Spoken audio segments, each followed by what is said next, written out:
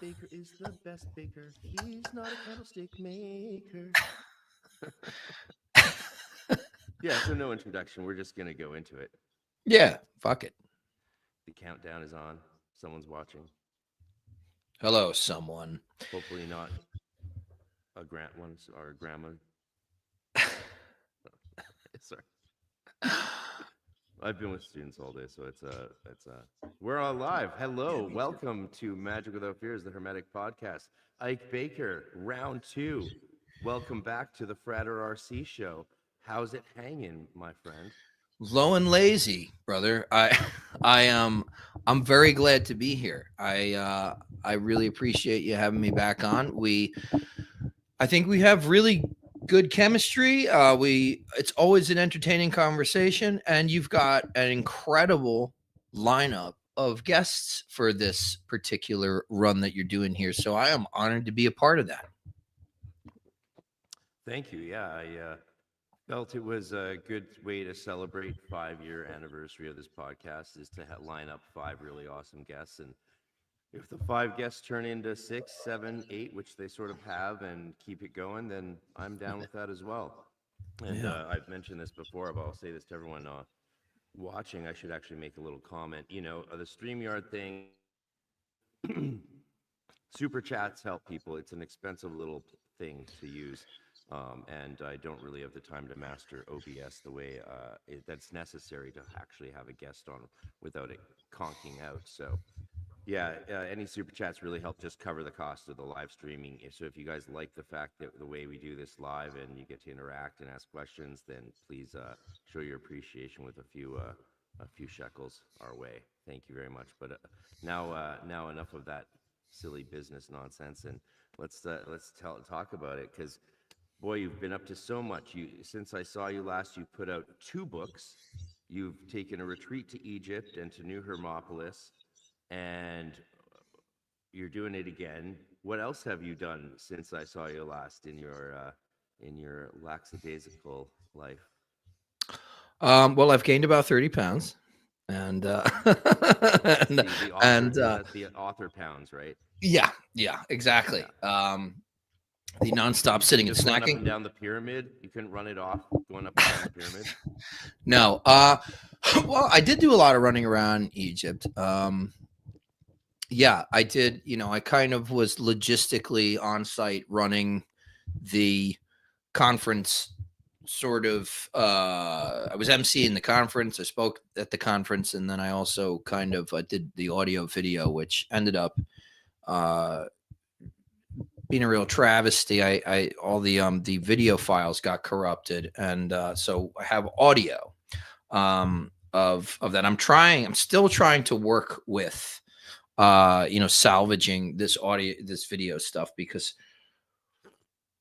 I think it's important that I at least just try until absolute dejection and failure. But what else have I been doing? I mean, the podcast is a thing. Yeah, I'm doing a newsletter now, weekly, that I just started. It's kind of. I guess I'm not signed up for that. Yeah, I just kind of. I've been taking here and there. Been taking emails for like a year or so, but the last couple of weeks I've kind of ramped up. If you go to my webpage, ikebaker.com, IKEBAKER, ikebaker.com, there'll be a pop-up. You pay for this with your email. And then every week on Thursdays, you'll get exclusive content, deep dive material on magic, alchemy, initiation, astrology, divination, etc. The topics vary week to week. And it's just kind of my thing that I'm trying to do, and keep in touch with everybody and build community. I think that a lot of the people, I've been doing a Theurgic initiation lecture series too, where I've kind of been bringing people through the E.M. Bleekian curriculum of the Platonic dialogues. Each month I'll do like 2 hours plus Q&A. It's $15. People kind of pop in and we go through it with my commentary. I also lean on Proclus, obviously, a lot, but there's a little bit of Iamblichus in there, and various Neoplatonists. But that core group that kind of shows up you know, they're into a very specific type of thing, right? Because I'm not interpreting the Platonic dialogues. I'm not commenting on them the way like an academic would, even though I have much of that sort of under my belt, but I have my own thing where I prefer to take the scholarship and I prefer to take my experience and work within that tradition. So speak like I'm a commentator in that tradition rather than well, this is a long dead system and I'm just commenting on the commentary and giving you little historical tidbits. That's not really my style. So I've noticed that the people that are really into that, it's becoming a little bit of a close-knit community. And so the newsletter is to try and, bring everybody into the fold and have a spot where we can all kind of respond and do that type of thing. But, just it's that whole Thanatos Eros thing where it's sex and death. Those are my two, my libido that I continually sublimate and aim towards productivity instead of constantly grounding in some kind of physical release. And then also death, running from it. These are the things, these are the main tools that give me the fuel that I have to just do what I do and put the blinders on and just tuck my head and go for it. I mean, we're magicians, right? So we find ways to utilize very, very human forces in ways that I think not too many people are willing or able to do in order to just execute what we consider to be, and I think I can speak for most people I know, what we consider to be our life's purpose. So we'll see, Yeah.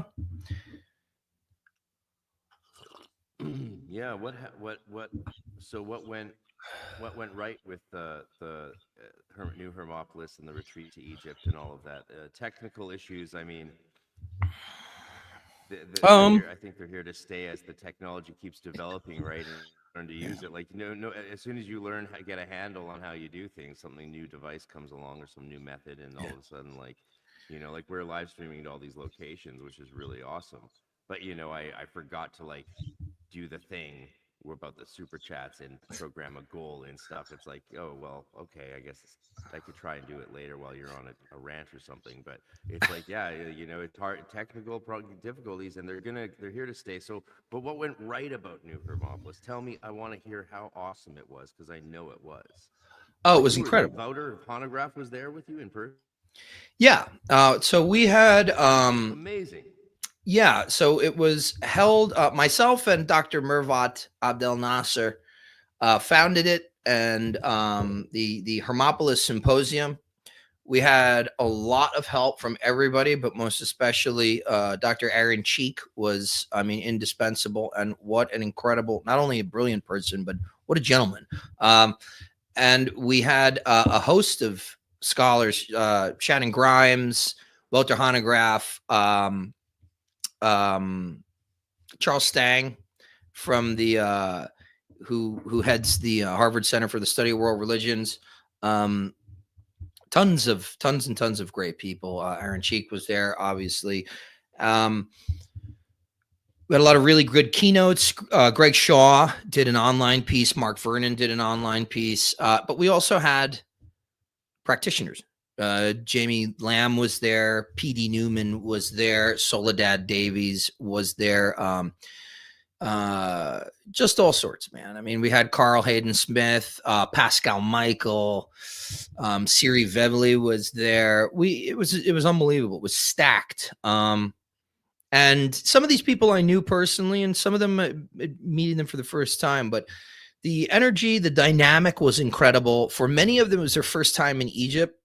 I had been there before, but, a really, really special time to be with a bunch of scholars and practitioners who had studied this kind of stuff for decades. And then being there, we did a group trip on the last day the event, we did a group trip to Hermopolis Magna, and we went into the tomb of Osiris, right? So, especially if you're interested in antique astrology and things like that, Hellenistic astrology, and again, I mean, Nicepso and Osiris, they're the guys, right?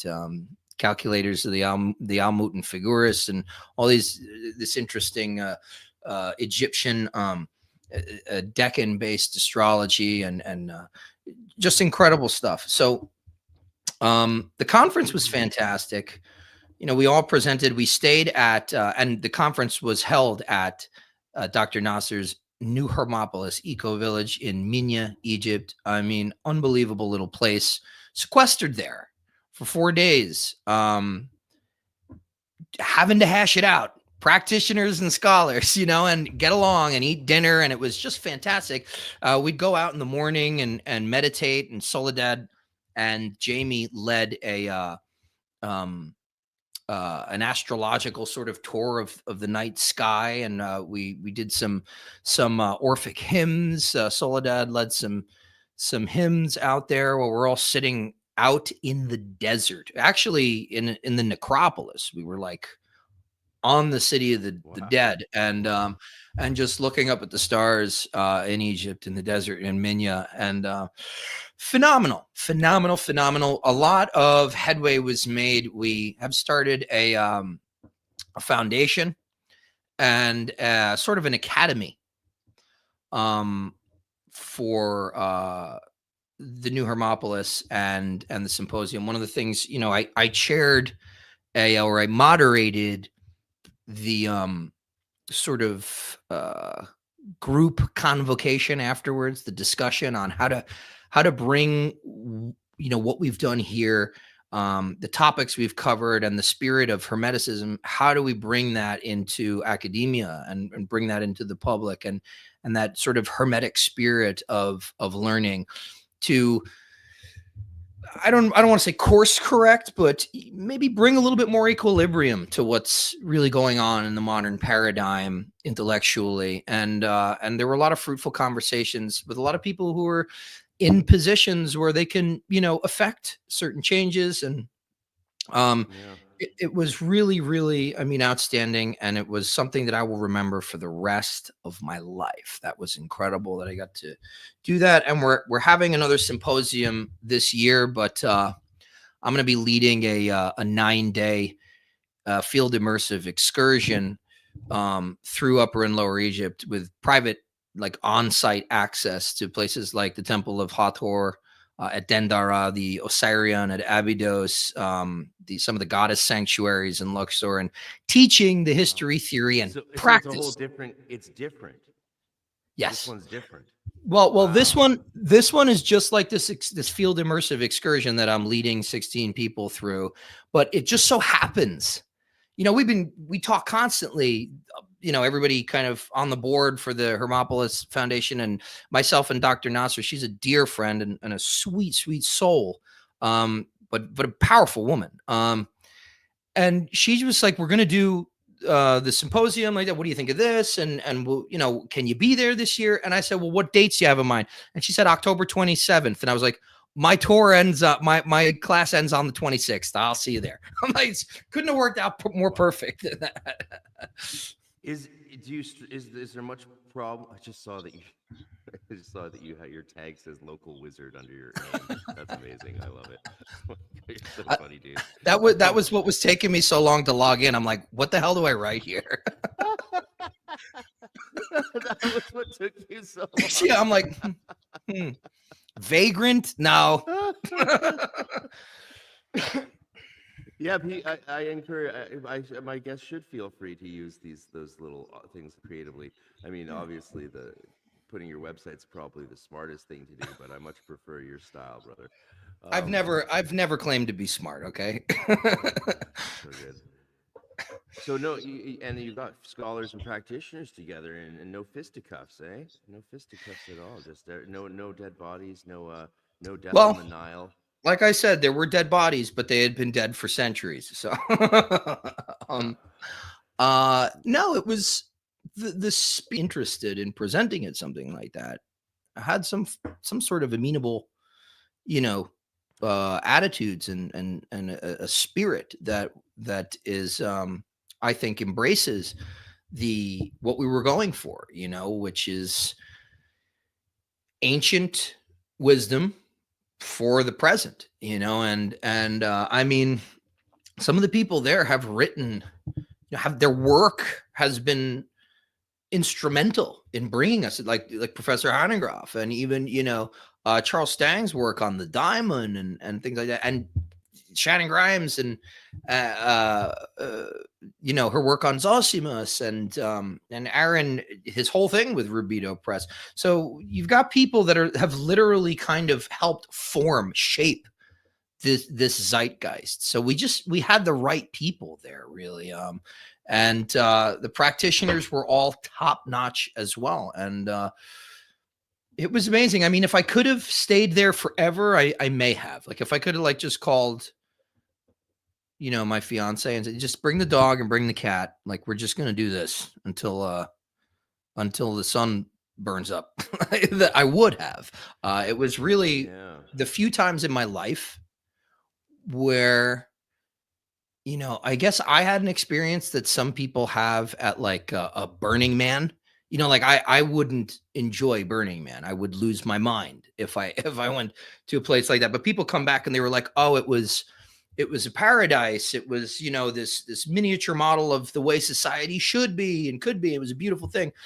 That's what the Hermopolis symposium was for me. Yeah, that it's more my speed as well. I've always had option. I worked with a group of performers that I could have gone to Burning Man with any year, and just never felt like I also when you got autoimmune disease and stuff, like being out in the desert can be rough. But it does look like fun if you're into that. My friends always have fun there. It seems exhausting to me, but New Hermopolis, now that's a place I'd like to go. I don't know if I'll ever make it to Egypt, but I'd like to. I mean, I've always hear that the visas can be challenging. I have lots of friends. The Tracy Regula, who I worked for 14 months at her church, she tried to take retreats to Egypt year after year after year, and they always got denied when they tried to enter the country. So they would go to Greece, and then they tried to go to Egypt, and it took like many years before eventually they actually were allowed into Egypt by chance, I guess, even though they had the visas and stuff. So I've heard that it can be very difficult. So I'm glad to hear it might have gotten easier, apparently. Well, for Canadians, yeah, it's for some reason it's specifically Canada where they like, I think as it stands, like you can't get the visa ahead of time. And there's Americans though. I'm talking about American people. Yeah, no, I mean, I've gone to Egypt every year now for 3 years in a row, and I've not had a single problem with the visa. Yeah, but you do have to get it in advance, of course, right? Yeah. You can get it at the airport when you land. I just do not recommend that. So in order to get it in advance, I think you can apply online, or if like a lot of people go to Egypt with tour companies and sort of travel groups. And a lot of the time, part of the deal would be they'll have somebody to meet you on the ground at the airport there, which I recommend if you are a Westerner.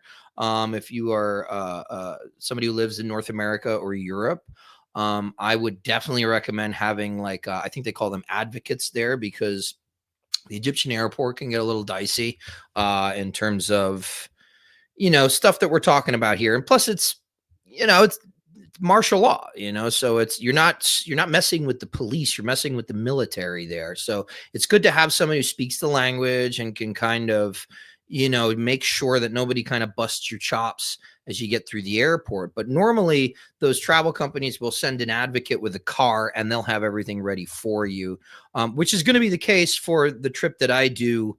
That's all kind of inclusive, and it's good. We're doing it with Argos Destinations, really great company. They actually just got back from Egypt, and I talked to Justin Sledge yesterday and earlier today in email.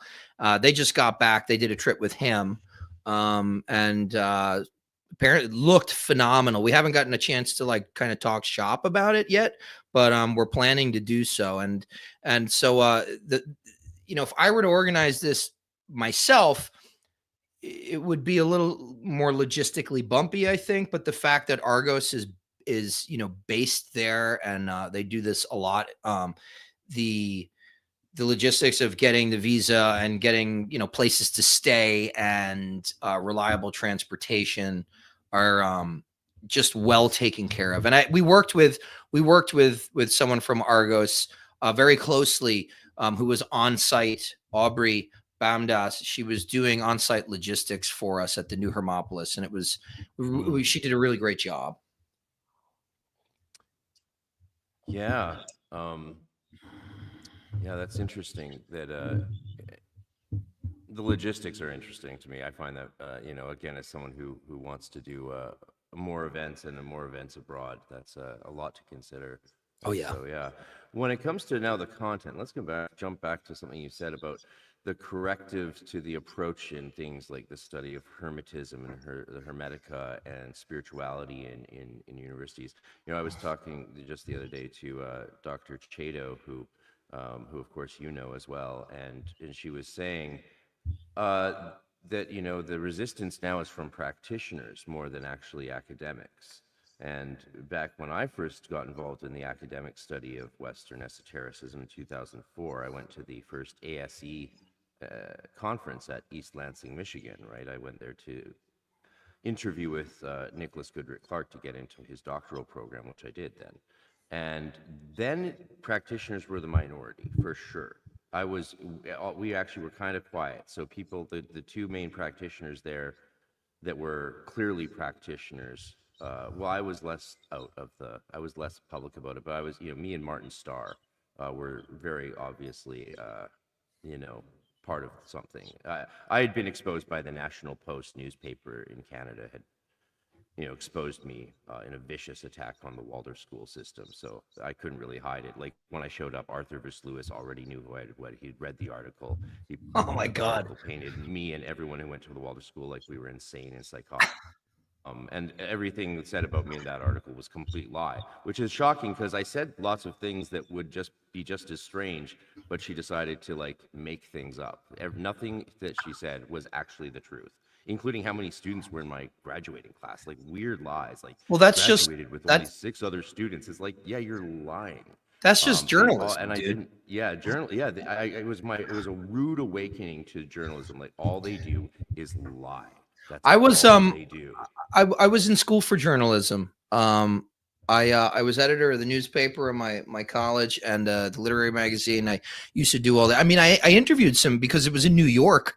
I interviewed some big name people. I mean, I had an interview with Gloria Steinem when I was like 19 years old. And yeah, wild stuff. And even at the collegiate level, it's like I mean, you're just doing whatever you can to get to your deadline and make it so interesting so people will read it. You're not necessarily even in those circles, the amateur circles, you're already being primed with that, that horse shit. If it bleeds, it leads type of mentality. Real seedy. I kind of saw the writing on the wall with digital media and I ducked out. but I did it for like 2 years. Wow. Yeah, I did have a journal. I did do journalism in college as well. I studied with a really famous Canadian journalist and had some good teachers and really liked it. But I didn't actually. I was practicing. I was working for a journalistic website in the '90s. I had a press pass and all of that. Actually, my press pass was taken from me by airport security, and they refused to give it back in Dublin. I was like, "You can't steal my credentials," and they're like, "We can do whatever we want to you," and they did. And so that was also a rude awakening. But I did then go back and practice journalism in the music business for a few years until, Oh wow. again, so I got to interview bands like Metric and Fear Factory. I panned Fear Factory. They demanded that I be fired and my article be taken down. But they stood by me. They stood by me. It's like, and I was like, hey man, the singer maybe had a bad night, but he sucked. The drummer was Yeah. a legend. They had the famous Right. Gene guy who did the drumming, but but then when they sold the company, they stripped all of our work off the internet. All of our interviews that we'd spend 16, 20 hours editing these audio interviews with bands like I did Lazarus AD and Switchfoot and all these great things. They just stripped it all away when they sold it to Rolling Stone and didn't pay any of us any of our percentages. And Wow. yeah, just destroyed a bunch of careers in the making. and took advantage of all these photographers and writers. So I was like, yeah, I'm done with this. I started a blog, and then just got disenchanted more and more with that whole world of publishing and Yeah. journalism. But yeah, so it's interesting that we have very parallel experiences. But damn, Yeah. I never interviewed any of the kinds of people you talk to. That's pretty cool. Well, yeah, I But was I in think that I was more in news, so I talked to like I talked to people like Seymour Lockman, Tom DeLay, politicians and stuff like that, and social commentate, people that were sort of socio-politically relevant. But I interviewed a few bands. I was a musician. I dropped out of school doing that to go on tour. So I was much more interested in music and stuff like that. But that was another industry that ended up just being a sham. I mean, it just now I understand. It's like, oh yeah, what is a record label? It's a bank that specializes in lending to musicians. What are musicians? Mostly people who kind of like can't get their shit together elsewhere in life. I mean, and so it's really easy to kind of just put them in debt and take everything from them and not give them anything, especially the younger they are and the more desperate they are. So I got out of that. I mean, you and I, yeah, we have this eerie kind of, like reflection thing where, like, I don't know, the US-Canada border, we're just kind of like, we're almost doppelganger type of thing. It's like this weird bizarro thing that's happening. So interesting that we found each other. Yeah, it's amazing the parallels actually in our lives are more than even usual when I meet people who with similar interests to me. So that's very cool that we can talk about that stuff. I love it. Yeah. So the interesting thing is now that academics, it's in the study of esotericism, it is a majority of practitioners, I believe. That's what everyone keeps saying, and I don't know for facts, but I take their word for it that is the case. And so that community of academics who study this stuff are, of course, very open to hearing from practitioners. And I'm a member of RENCEP. I think it's a great website. Everyone should join RENCEP and try and help that vision become even better and more what it is. I know you're doing work with them, and I do think, but it does seem there is a lot of distrust from practitioners towards the scholars now, more than the other way around. What's your thoughts on that? I think so. Truthfully, I think the main issue that a lot of practitioners are going to have, I'm very scholar friendly, as you can tell. I put together these things, these conferences, and my YouTube channel and my podcast specifically to create a bridge.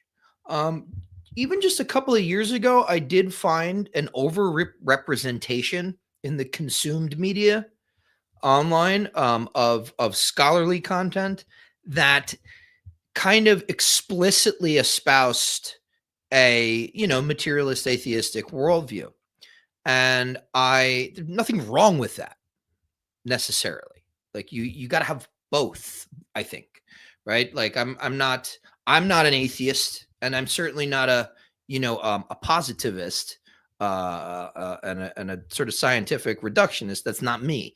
But I'm also not somebody who dismisses all that stuff out of hand. I think that one of the keystones, the hallmarks of initiation, is in your own consciousness being able to take things, the subjective and the objective, and hold them together in tandem in a beautiful marriage where each one of them talks to one another, but has their own domains of authority. Otherwise, you're constantly outsourcing your life, literally your anima, your soul, your sense of the sovereignty of your sense of the totality of the experience of interiority. You're outsourcing that to other people, and it creates a very, very if you want to talk about cognitive dissonance, like that's cognitive dissonance, where you like refuse to trust the evidence of your eyes and ears the majority of the time.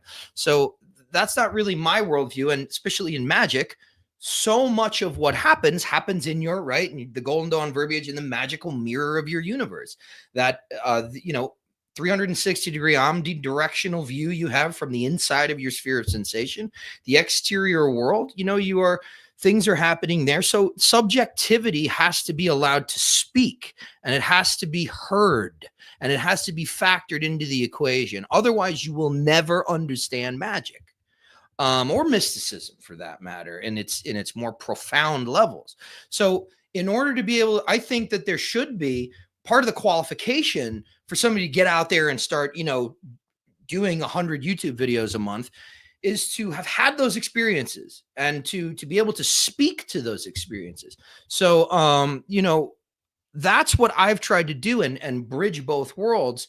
So I'm very amenable to, I embrace the scholarly perspective because they're doing work that I can't do, right? I mean, I'm not the one translating new texts and discovering these links. They're the ones doing the publishing this stuff, like, Becoming Gold, like Shannon Grimes did, and Theurgy in the Soul, like Gregory Shaw, blow my goddamn mind every time I read like a chapter of it.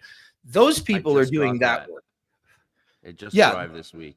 It's unbelievable. I mean, and Hellenic Tantra too. His new book is fantastic. Walter Hanegraaff's work, outstanding. So they're doing incredible work that needs to get done. But the only problem that I see is that practitioners, and these are actually somebody else's words, I'm not gonna call them out, but practitioners are feeling that the academics are planting their flag.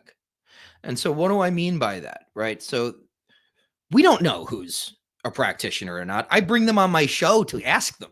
And, a lot of them, I had Sasha on last night, and I asked her, are you a practitioner? She's like, do I have to answer that?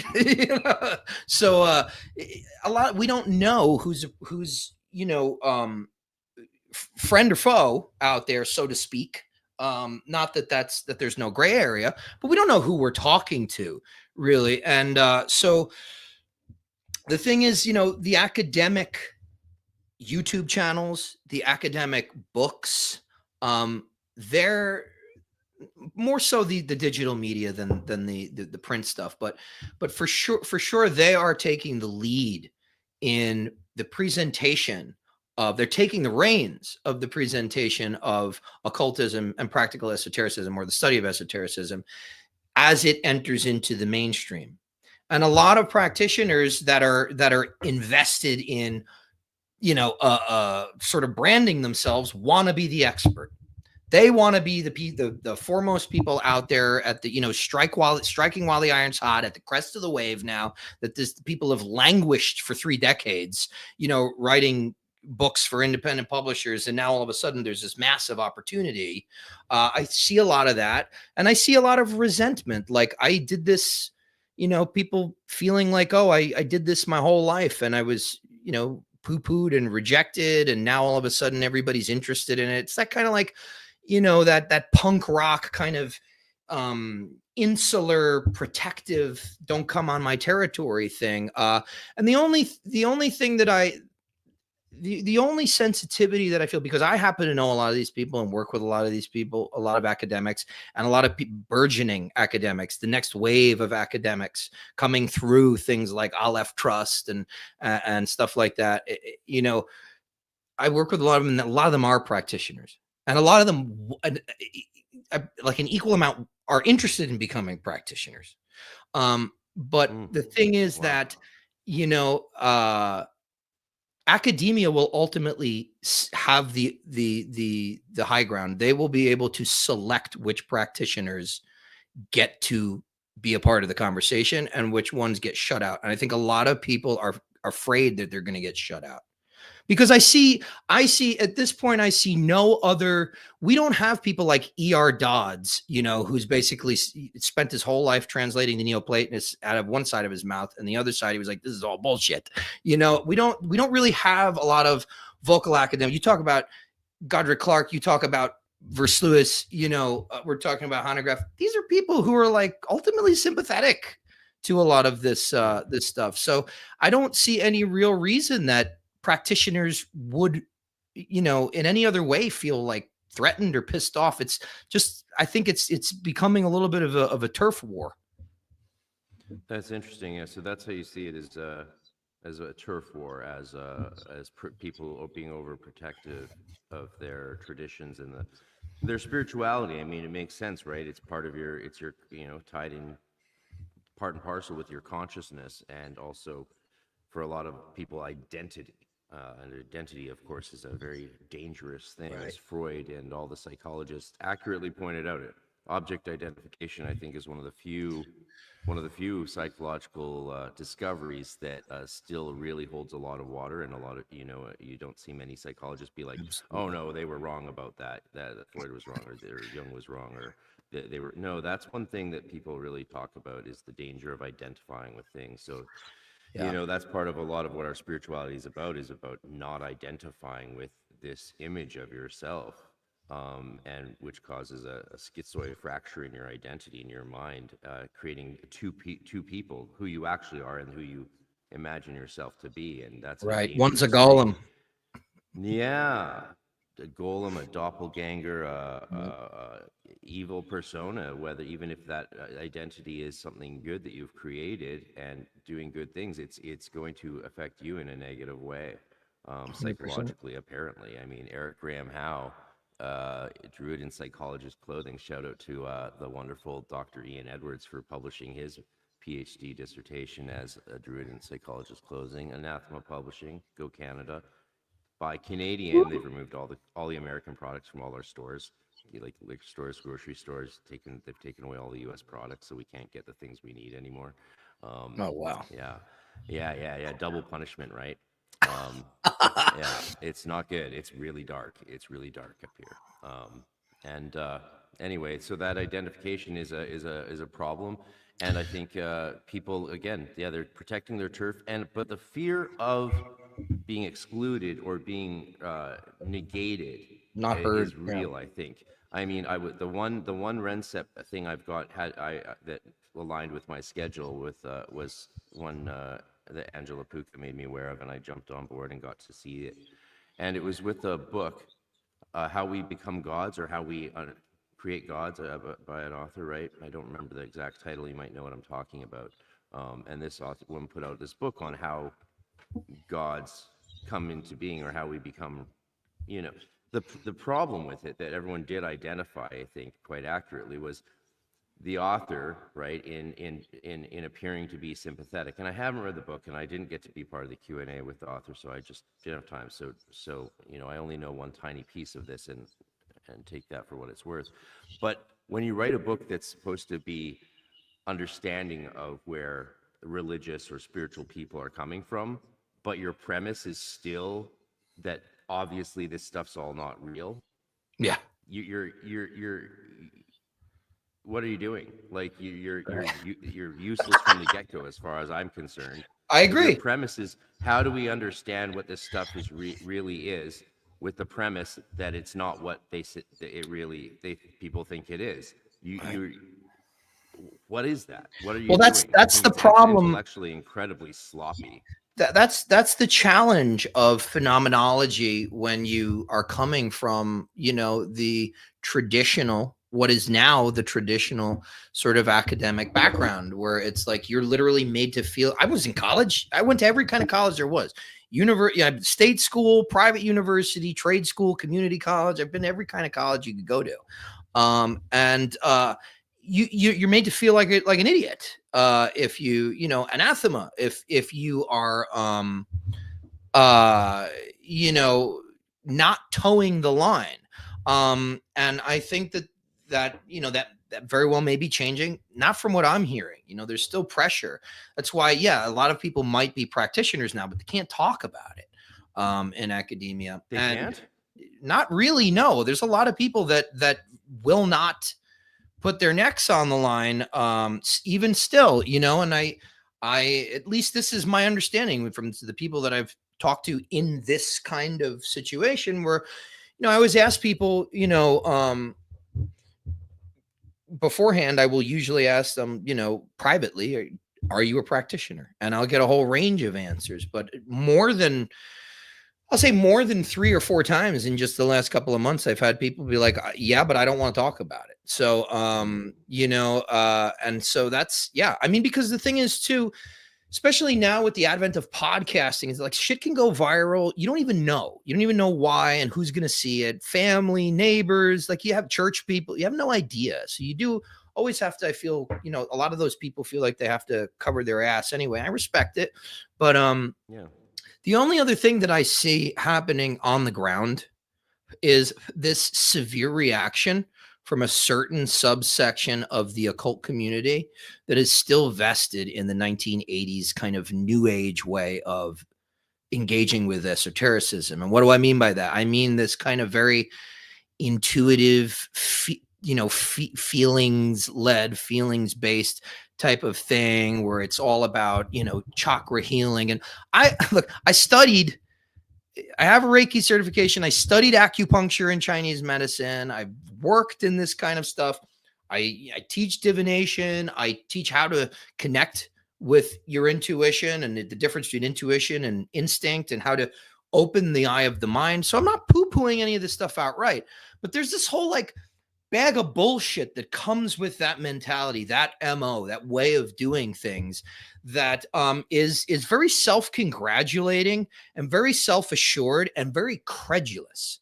That I think is very dangerous. It's been dangerous for a long time. It's straight out of like theosophical crowds in the 80s. Everybody had a guru that on the inner planes. Oh, I channeled this, I channeled that, and I'm writing a book.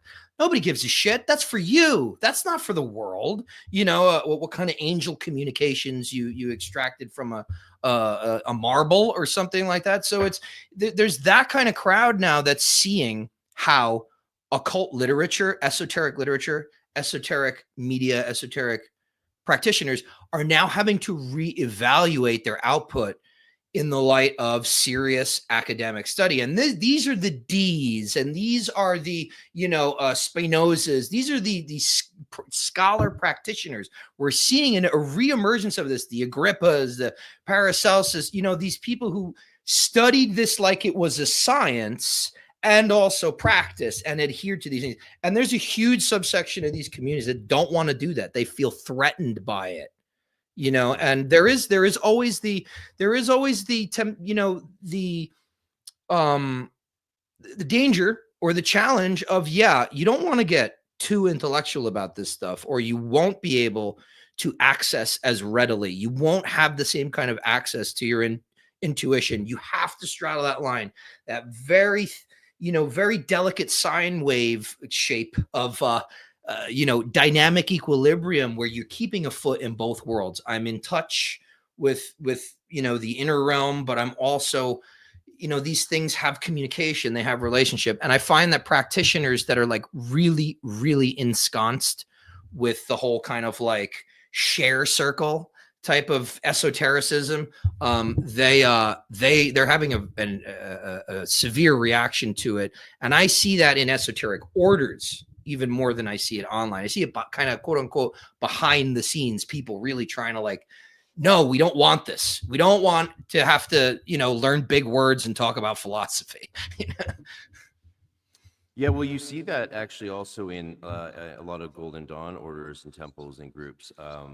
I've noticed, surprisingly, because we're not just in an occult revolution and golden age, but it's also a very big revolutionary golden age for the Golden Dawn tradition, and we know why, and people can participate in that if they want to. But the strange thing for me is seeing temples and orders that under no circumstances will study the new material. And of course, you know what I mean by the new material. I mean the fine work being done by people like Frater Yechida out of Dublin, putting out the actual, like, everyone thought they had these rituals, and people like us have been like, no, you don't have these rituals, and like, well, I don't want to hear, they say, shut up, don't tell me that, I don't want to, no. And so it's really surprising to see that resistance to discover more of the authentic practices and teachings, and to see them just be like, no, we're going to keep doing it the way our spirit guides tell us to do. And I have nothing against that. I really don't. Right? Like, I grew up in the 80s New Age touchy-feely circles. That was my whole life. I didn't even know what Christianity was till I was like 9, 10 years old, when I had a rude awakening of what it was in Missouri with some relatives. So the touchy-feely stuff, there's a place for it, right? But yeah, it's Yeah. scary to find out, I guess, that you can't just say whatever you want because of based on what you want to be true, and then expect other people to believe it when there's actual research and actual knowledge about these things that people are learning. And I think Dr. Justin Sledge is correct when he says in his lament that the thing about the occultism, even if he wanted to be an occultist, he said once, he wouldn't bother with it these days because occultists have no real interest in learning actual occultism or the history of spirituality and philosophy and all these things like Plato, Aristotle, all the Iamblichus, Plotinus, Zosimus. There's a big resistance to learn what the tradition of our practices are and where they come from. And again, I have nothing wrong with people who want to take a completely intuitive approach to their spirituality. I think Rudolf Steiner is my guiding light when it comes to that. Insofar, let me very clarify when I talk about Steiner, because he Thank you. said a lot of crazy stuff I don't Yes, he agree with. did. Insofar as his belief of spiritual freedom, he believed the most important thing for a human being is spiritual freedom. And I absolutely think he hit that nail on the head. It's so essential. Yeah. I think there's some hairy things going on right now that I don't think or maybe Steiner did anticipate them, right? Because he did talk about the whole Ahrimanic and Luciferian sort of age and that kind of thing. But I think there's also some things now where people are being more easily misled with the advent of technology, and that I would say that in Western esotericism in particularly, but also my training in Eastern esotericism shows me that they're almost at a certain level, they're almost identical. And then they diverge again, but there's a certain point where they're almost identical. That there is a kind of core to what we're doing, and it's not like baseball. I'm doing this to go and have a good time. There's a telos, there's a purpose, there's an outcome. In order for there to be any kind of esoteric literature or teaching or transmission, is because there had to have been like demonstrably empirical, repeatable results to some extent. And that telos is definitely being obscured because of how easy it is to manipulate people with mass media. It's not even just the advent of computers and social media. We've been completely programmed and conditioned for decades with mass media in general, music, television, films. I mean, it's all primed the bed. That's why this appears to be happening.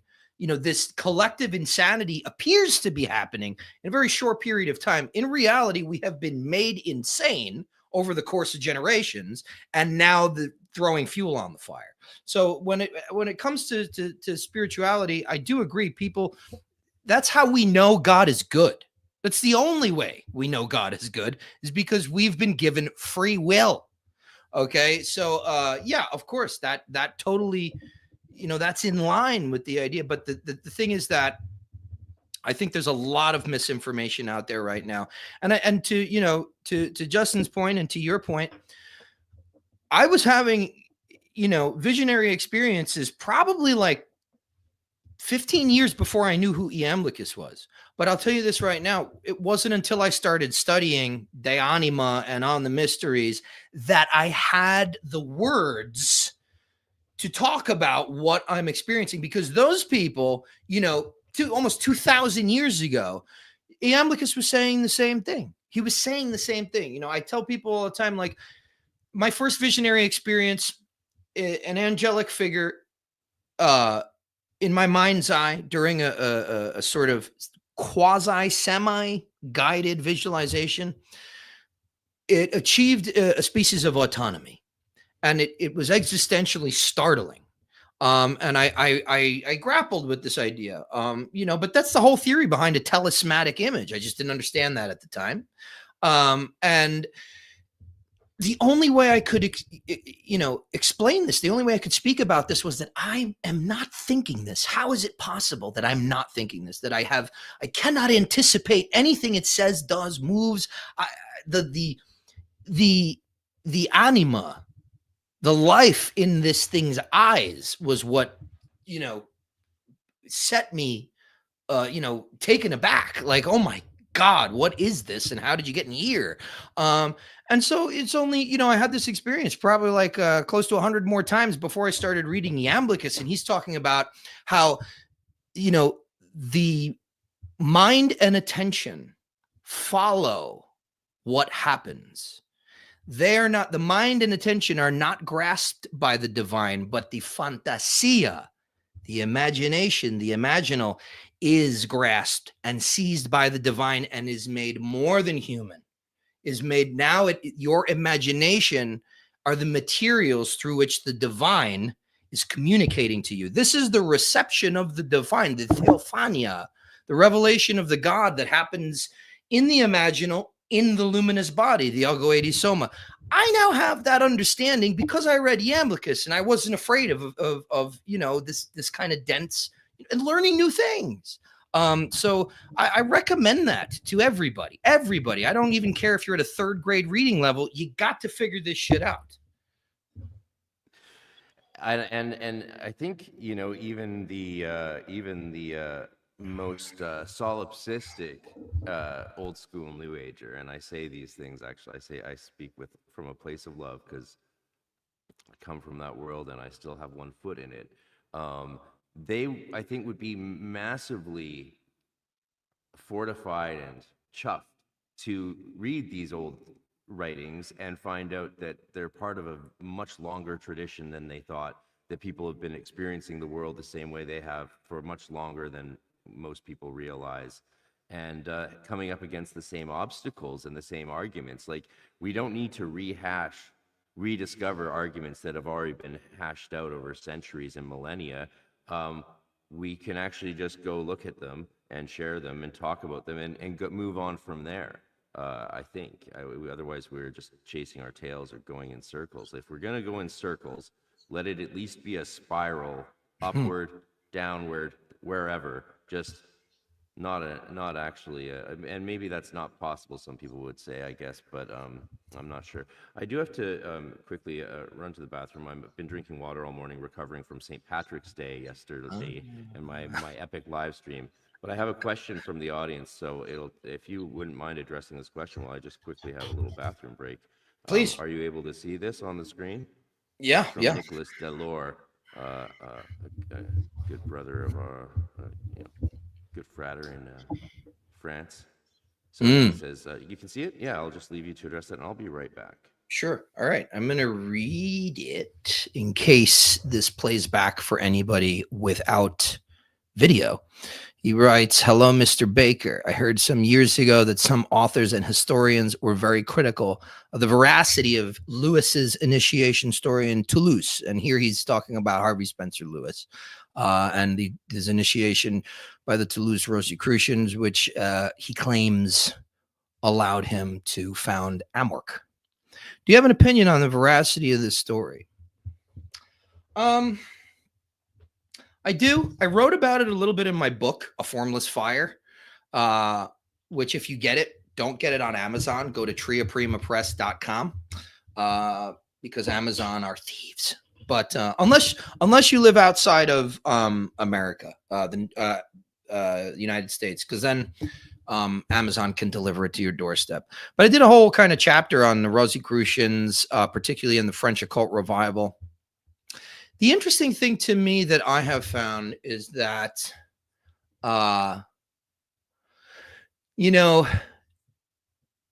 some of the stuff that's kind of come out of that early AMORC sort of situation and adjacent initiatic orders in what I would call the French the Rocroi the Rose Cross sort of organizations, is that there's been some really interesting, I don't want to say coincidences, but things have sort of, you'll see in these little weird areas that things sort of match up in textual sources and in rituals. And I'm not necessarily one I love a story. That's why I love history, because I can sit there and I can listen to it and picture it in my mind for hours because of how interesting it is. But I'm not necessarily one vested in the origin story. I think for me, it's in the bearing out of the material, the working out of the material, the textual documents, and how that lines up with sort of organizations in the broader tradition. That will tell me whether or not the system is useful, and will help me to kind of decide whether or not the story is trustworthy. I don't really know. The story goes apparently that he was with his father doing some sort of some contracted work in France, and he decided to spend an afternoon or a morning in an art gallery, and he was looking at a painting, and somebody approached him and started making, I think, enigmatic remarks about the painting, maybe asking him some questions. And the long story short is that he then gave this guy an address that was in Toulouse, and told this guy gave Harvey Spencer Lewis an address.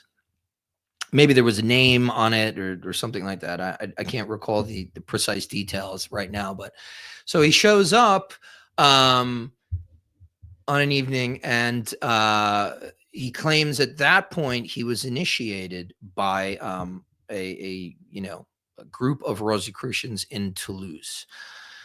So I think the idea of Rosicrucians in Toulouse is very, very attractive to me, and it makes sense, particularly because we know that in France, as early as 1625, there was a Rosicrucian presence in Lyon and Paris, and we also know that that general area, Toulouse, was one of the first places that Martinez de Pasquale sort of surfaced with his the early Masonic lodges that would become the Elucoans.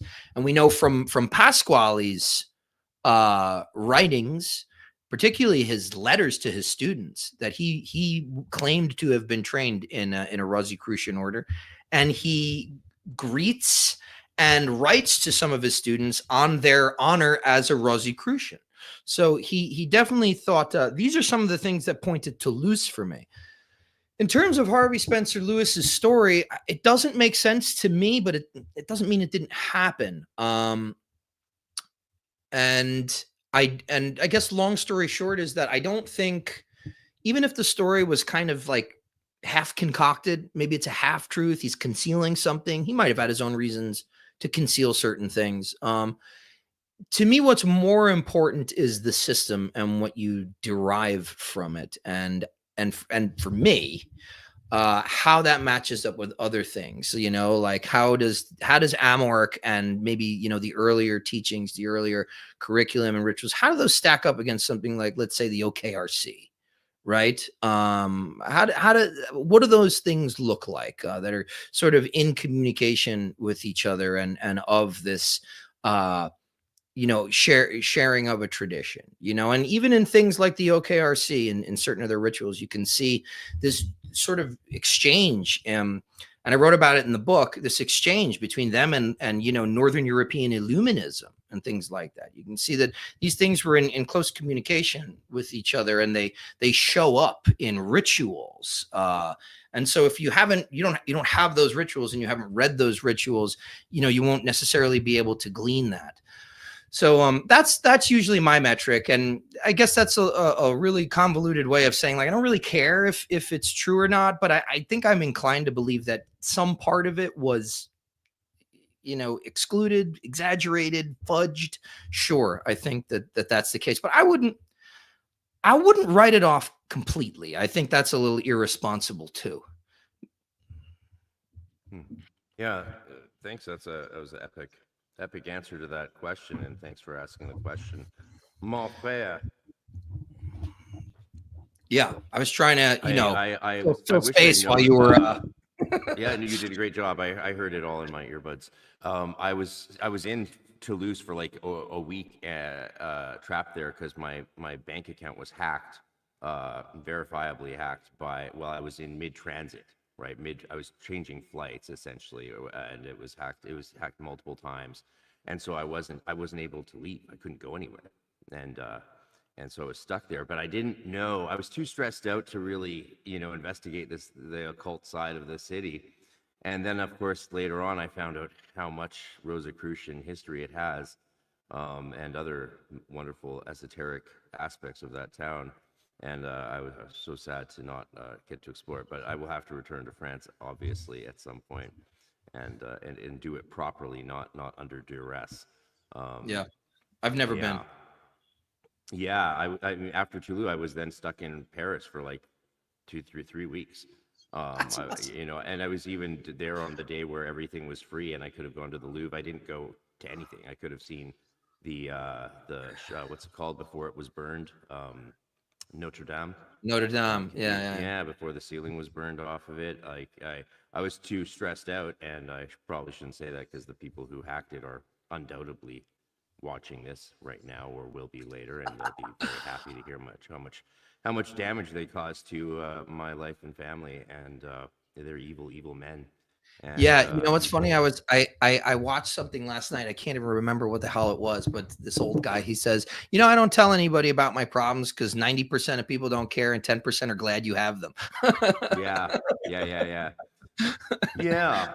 So yeah, what a charming world we live in. It's thank God for God, because this world would be a pretty dark place without God, in my experience. Yeah. And I wanted to touch on the channeling, the too many channeled books comment you made. Like, now because I would be very sad, for example, if we didn't get any more experiential books like we have from Frater Chassan in his Gateways Through Light and Shadow, or John R. King III, who obviously I think he has done some remarkable work, even though we're in very different traditions, and obviously he has nothing but what would be the word? He doesn't like the Golden Dawn, that's for sure, and doesn't think much of people who do the Golden Dawn. Yeah, well, get in line. But I still, but I still appreciate his work, so that's what matters. He's just down the street from me in the States, just over the border, and I really do hope we can get him to come out of his hermitage one day and up to Vancouver and do some talks, because he's a remarkable magician who's had a remarkable life. And I think, do you think books like his, where he recounts his work with the goetic spirits, or like Ashen Chassan's work with his spirits, do you put those in the same category as channeled writings? Because I sort of do. I tend to not like to categorize things too harshly, because I think it can be unfair. But they are slightly different. But what makes them different? I would say that things where you are working an established formula, even with your own tweaks, right? I mean, things like goetic conjuration, it has a formula, when you're working that stuff and then writing about your experiences, it's the same thing as like a field journal, where it's like, okay, you did this experiment. We're all aware of the part A, part B, part C sort of thing. You might have had your own flair, but we're a community of people that are familiar with the protocols, familiar with the territory. You are now writing to tell us about your findings, your experiences. Now, if you were to come out of that experience and, let's say, do what Crowley did, and, I am the prophet of the new eon, all shall love me in despair, type of thing, where it's like you're mistaking now the God of your microcosm for the God of the world. That kind of shit is what I'm not about. And really, the kind of stuff where it's like sitting in like the raw material and shit, like, what I'm talking about. you know, like that 1980s, 1990s kind of stuff. Don't get me wrong. There was a point in my life where I like was very interested in that stuff. But at the end of the day, like it's like none of it even matters. And a lot of it has contributed to this this babble speak, right? Like like this kind of confounded vernacular of words that don't mean anything. But you know, like star seed and Pleiadian and 5/5 density, all that shit drives me fucking nuts because it's adding to the confusion of like what is already enigmatic. And whereas, you know, people that are just writing about their experiences with the grimoires, that's more actually of a service to the community because we'll be able to look back on that and look at the protocols and look at, you know, time of, you know, the astrological sort of quote unquote weather and what worked for them and what didn't, and maybe be inspired by some of their work, the way that you would if you listen to a really good piece of music. Oh, I kind of want to try it a little bit and add my flair there too. I love shit like that, right? That's what the Golden Dawn is. Once you become an adept, you have a college of adepts and you're all just doing this with each other and exchanging ideas and bouncing things off of each other and working with each other's ritual formulas and stuff like that. So I like that, but we don't sit there and be like, hey guys, I channeled Michael and he basically said that you know, I don't know, was Colonel Mustard in the library with the candlestick. I'm not into that kind of stuff. Like you, that's for you. Don't write a book trying to like warn people about, you know, some cosmic event and aliens that are really Sumerian. It's just too much for me. I have a lot of friends, of course, who like the raw books, and I did take a look, and the thing that annoyed me the most about the raw books is how much some of my friends basically thought I was spiritually illiterate and stupid because I wouldn't read it. And it's like, you know, like my own channelings I've done in my diaries, like they kick the shit out of the raw material. And I think most magicians' personal channeling stuff is much more accurate and precise than stuff that's channeled for the public as sort of a new spiritual path and essentially creating a de facto religion. And there's nothing, but I'm not convinced there's anything wrong with that. That's where maybe we disagree, but I'm also trying to play a little bit of devil's advocate and steelman the wonderful 80s and 90s New Age, which again is what I come from. And, and I have a complicated relationship with it, the same way that people who were raised Christian in an abusive environment or something like that have with their tradition. I have that towards a bit of the New Age stuff myself, and especially the Eastern yogic traditions.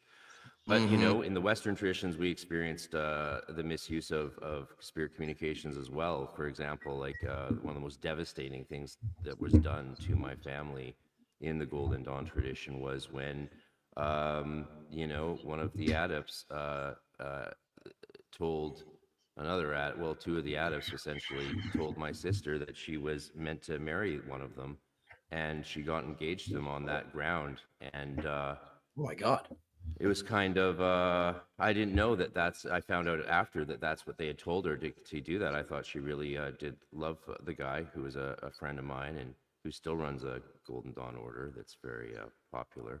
And I thought that was her. She actually did love him, but she was like, no, I only was doing it because they told me that the Third Order had ordained it. And there isn't a word for how evil that is. There is no word for how much that destroyed us as a family. It was the beginning of a very dark period that ultimately ended in my sister's death, right? There's a reason she was jumping off cliffs with a single parachute every chance she got, hundreds and hundreds of times, because it was the only relief she got from the trauma that was done to her by people like that. And those people are still out there, still running groups, and still destroying lives, like my sister's and mine and my mother's to a large extent. That took us we tried to recover from it, but eventually we didn't, and now she's dead.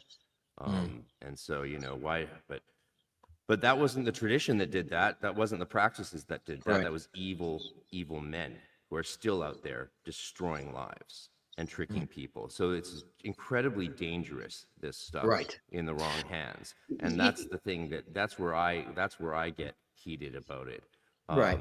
You know, like, be careful how you interpret the world. It really is like that, is what Eric Heller wrote famously. Yeah. And you can destroy people with just a few words. Yeah. And it's scary, and it's devastating, and it's tragic. But I agree with you about the field journal aspect of documenting when we take specific systems and work them traditionally. A lot of people have asked me, and this might be helpful to the people that have asked me this. Um, a lot of people have asked me. Thank you, Manuel. That's very nice of you to say. I appreciate that. Thank you. Sorry for my loss. Yes, it's all right. It's all right. Well, yeah, I talk to her all the time, and I'll see her soon. Um, sorry. The the field journal aspect of it. So people have asked me, would there be value in me doing a book like Ashen Chassan's or John King's or any of these sort of field journal type books with a system? And a lot of people have asked me. If you think I'm talking about you, no, I'm talking. A lot of people have asked me this a lot of times. So I'm not talking about any specific person. Mhm. But the answer I always give is, like, I think there is an interest for that, but there's not an interest for if you just do it willy-nilly, right? If you're not, that's what's compelling about John King and Ashen Chassan's work in diary, sharing their diaries with us, essentially, is that Mhm. they're following a very rigid system, and people want to see what happens, what the results are Right. when you follow that system as it's designed. But if you change it, and no one's interested in your results anymore, to a large extent, it seems, or if you do it your own way, because that's your own way, and that's probably, and most of this information, even when you do it a traditional way, is meant just for you. I mean, John R. Yes. King discovered a gold mine, literally, that he then confirmed and went to, and there's a whole history around it, and he's given us the coordinates. You can go there and illegally take gold from it, because the California state decided that, yeah, it's not enough gold to, like, silo and mine, and they just thought they would leave it there for hobbyists to enjoy.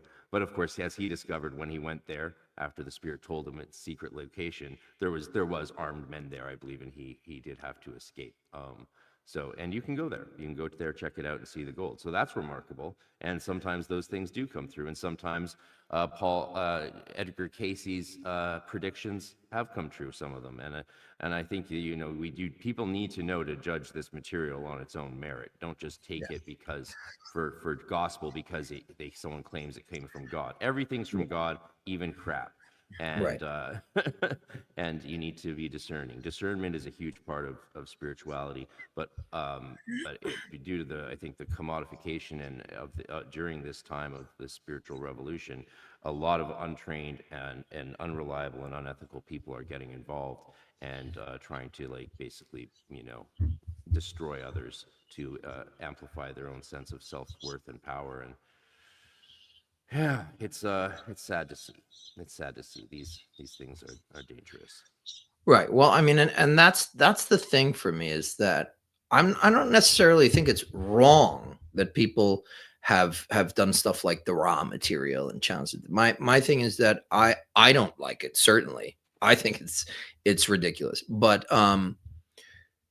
this kind of work naturally attracts people that are somewhat unstable, and it gives them a venue. Like, okay, if you have a little instability, sometimes with a little instability, sometimes having a place to be for work or for school or for group, that will help you structure your life and help you kind of, keep some sort of guardrail on. But if you get involved with the occult, you're basically creating a forum for you to potentially exacerbate that. And how you do that? Through delusion, which is very, very slippery when you step into this world. And that delusion can harm you, it can harm others. But I think what is worse is that it can create, you know, a kind of, like you're saying, a market for distraction, a market for escapism, a market for cosplay. And what happens when the critical mass is involved in that rather than the real practice? So, I mean, I already found my way to my, my spiritual center, my spiritual home. I have my practices, thanks be to God. And any of that can change at the will of God or at my own negligence. But at the same time, I still kind of found the fountain I'm drinking from. I found the purest water that I could, the ground spring. So I don't have to worry about sifting through that bullshit. I've already done, first 10 years was just that. But other people, I feel like that's why I don't like it. It's presenting a thicker fog for people to have to sift through. Now, on the other hand, you could say, well, there's a lot of ingrained consumerism in modern people, particularly Western people in the United States. There's a lot of confusion. There's a lot of shallowness, to be frank. So maybe it's a good thing that some people have to spend years, tarrying or wandering in this forest of errors. So there is that. But at the end of the day, like, I think that our highest and best efforts in everything that we're doing should be serving truth. I don't think that we should be adding to delusion. And so I always err on the side of caution, and I refuse to endorse or publish something that I don't have some sort of source material to point to. Obviously I've had beings invoked into me. I've, like actual ride you, push you out of the way, give other people messages. But that's in a controlled sort of Golden Dawn, temple space. I'm not writing about that. You are never going to hear about what I said. I mean, you might off camera, but like that is non-consumable material, because I don't want to potentially contribute to this, forest of delusion, and even that, like, let's say I said something that, like, you invoke an archangel, they push you out of the way, and you're kind of in the fucking waiting room, and, and then something is delivered. And let's just say hypothetically, theoretically, that is correct, verifiable information. I still don't want to put it out there for people because I think that was Michael. This is Ike. Ike has to be responsible. I, as a public person now, I have to exercise due responsibility. And I don't care if I make less money because of that. Maybe my books aren't as exciting to some people. They're not as consumable to the, hot topic occultism market. I'm still not going to do it. So that's my opinion. Obviously that's the way I choose to conduct myself and look at these things. I consider myself a teacher. I'm not a prophet. I'm not a messenger. I'm a teacher. I will teach you the fucking system so that you can do it yourself. That's it. Amen. Yeah, a few questions popped up. So interesting. Where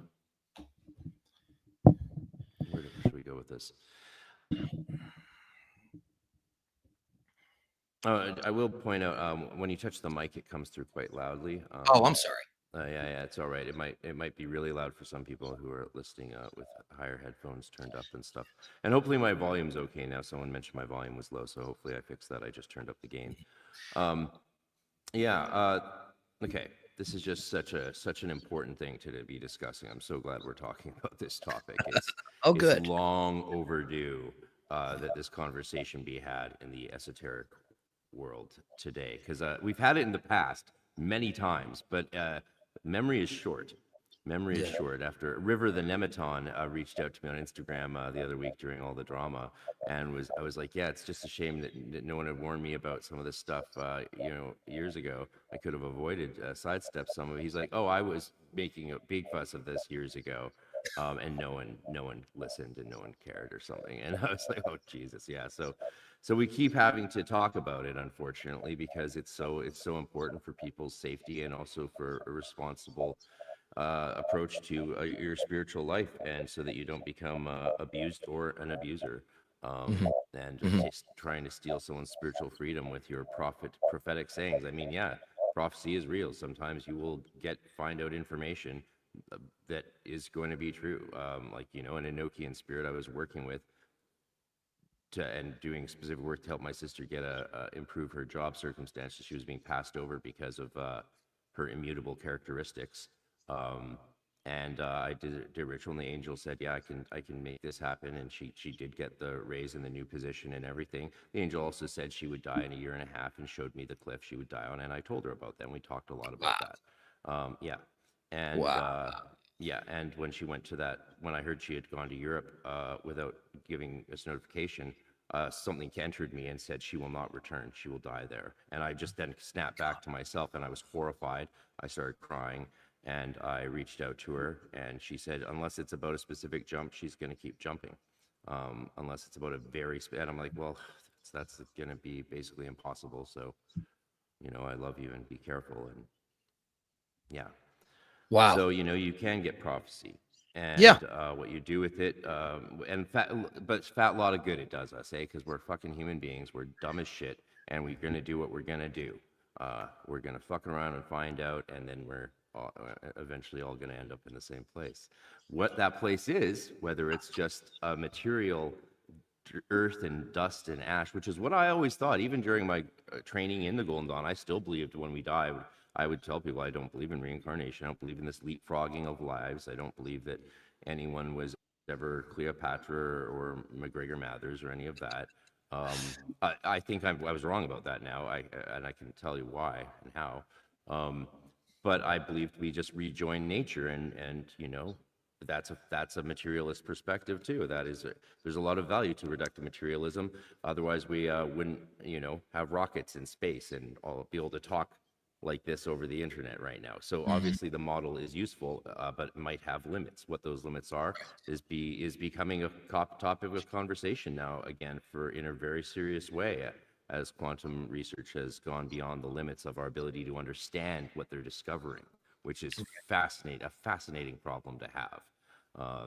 Sabine Hossenfelder, the German physicist, has really pointed out, like, look, everything else didn't keep pace with certain aspects of research. So we have no context or paradigm in which to frame and understand that research, which is very similar to the context you're discussing in a Golden Dawn temple, where you're doing controlled work with spirits under very specific guidelines, with people who have tremendous amounts of training in understanding their consciousness, their bodies, and it's just it's so dangerous to do that just willy-nilly, and people are just doing it, going hog wild and letting the chips fall where they may. And well, we will see what happens if people out there do just want to become a playground of forces they cannot control. Well, be careful, or don't. But you could end up hurting a lot of people doing that. And the question of what is reality? What is the prima materia? Is it matter or is it consciousness? And is there a difference between matter and consciousness? I think, and this leads to why I changed my mind on how I always thought there was, I was like, if there's reincarnation, it's like, well, it's more complicated than I think we think it is. It's different. And this is something that people are going to not be happy that I'm talking about this at all. But who cares? So either there's a bunch of autistic kids with atraxia who are being severely abused in the biggest hoax ever perpetrated on humanity, or it's real and materialism is over, is dead, and the fundamental reality is definitely consciousness, and that will be scientifically proven very soon. Or these kids are being abused, and so either way, we need to get to the bottom of what's going on with the telepathy tapes, right? Because if these kids are being abused and this is a hoax, it needs to be stopped in a major way. But if it is a hoax, why is there a university involved that has been admitted, basically been caught admitting to cover, knowing that these kids all have telepathy, and that's just to begin with, and that they've known this since the 90s and been actively covering it up? If a university has been actively covering up the fact that autistic kids with atraxia are all telepathic and have access to what we call savant skills, which is a real, science has had to acknowledge that's real, that savant skills are there because we can see them. They're demonstrable. Well, if this isn't a hoax and all of this is true, and we will find out because it's kids on the line, and either if they're being abused, we need to know. So this is gonna, they're doing the research. It's Johns Hopkins, MIT. It's the documentaries coming out. They're doing the testing, you know, Faraday cages and all that. And I pray, of course, these kids aren't being abused. But I certainly also think you can't say it's facilitated communication when it's a kid alone in a room typing on a laptop. What's facilitating him? That's him, right? If someone else is in another room and looking at something and he's in a room on his own, typing on his own into a computer, that's not facilitated communication. I don't know how anyone could call it that. So I'm open, and the reason I talk about this with a materialist atheist is because theirs is the only opinion I actually care about. I don't talking with 80s, 90s, New Ager people. They're like, well, of course we know this is all real. It's like we don't know in the materialist sense. We haven't proven that beyond a shadow of a doubt, and and until we do, we haven't. So it hasn't been done yet. It hasn't been proven, but I think we're going to see whether in our lifetime, whether very soon. So I don't know. What are your thoughts on all this? Yeah, I think the materialist paradigm is over. I think it ended fairly recently. I've worked in writing academic papers now and things like that, submitting abstracts for conferences and things like that, working with people in academia. They've expressed to me that materialism is as a term is now outmoded. They don't use it in academic literature and they don't take it seriously when they see it. But they've sort of exchanged that word for positivism, like scientific positivism and things like that. So there's ways of kind of, it's all, especially in the academy, it's all this kind of neurolinguistic programming thing. It's like if you control the colors of the building blocks or the shapes of the building blocks, you can control what gets built. And so it's the same thing with words. If you can control what words are being used and how they're defined, you will win every argument. So there's that's happening. But at the end of the day, I think the on the ground experience, the phenomenology of being a person has so dramatically changed, particularly with the advent of, free use of psychedelics and psychotropics and things like that, things like DMT and that are LSD and things of that nature, psychopsilocybin, these kinds of substances that are now just there used to be subcultures. Now it's like a rite of passage for people to engage in some of this stuff and have profound experiences. Now, granted, I think that a lot of it gets way the fuck out of hand and people use it really irresponsibly. We have to become more responsible and we have to sacralize that experience. I think like we most likely did in the past, in antiquity.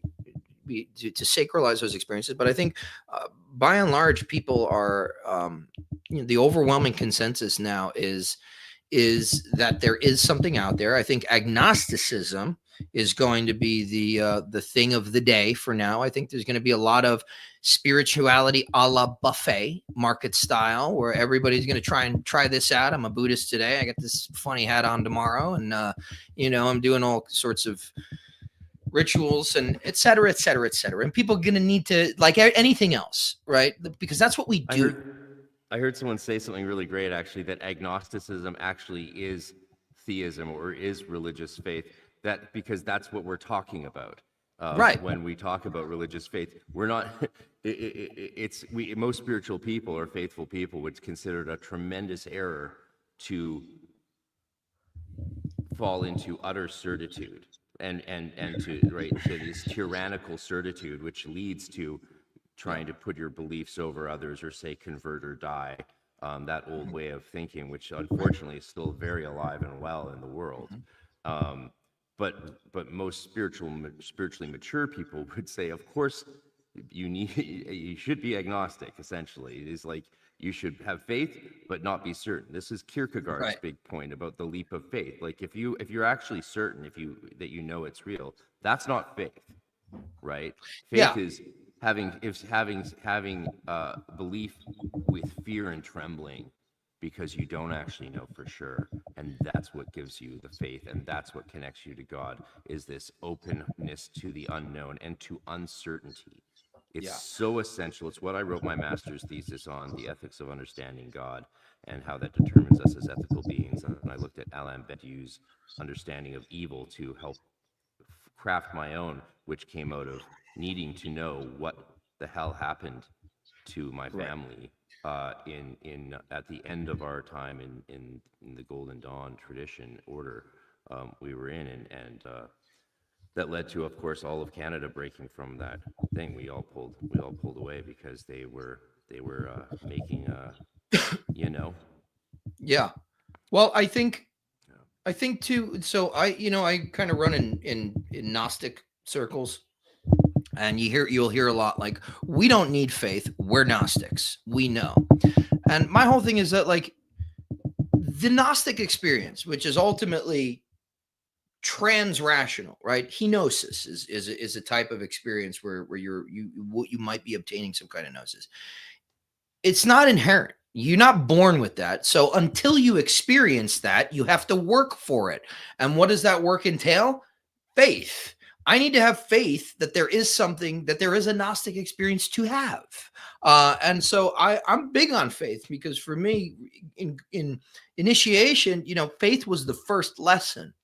And having that openness. I will say, however, after achieving a species of to varying degrees, these Gnostic experiences that renovate your interior and exterior worlds, and the way that they communicate with each other, I am certain that what we see is only a very small, almost infinitesimally small part of the larger ontological picture. But where I am still agnostic is I'm not claiming to understand any of it.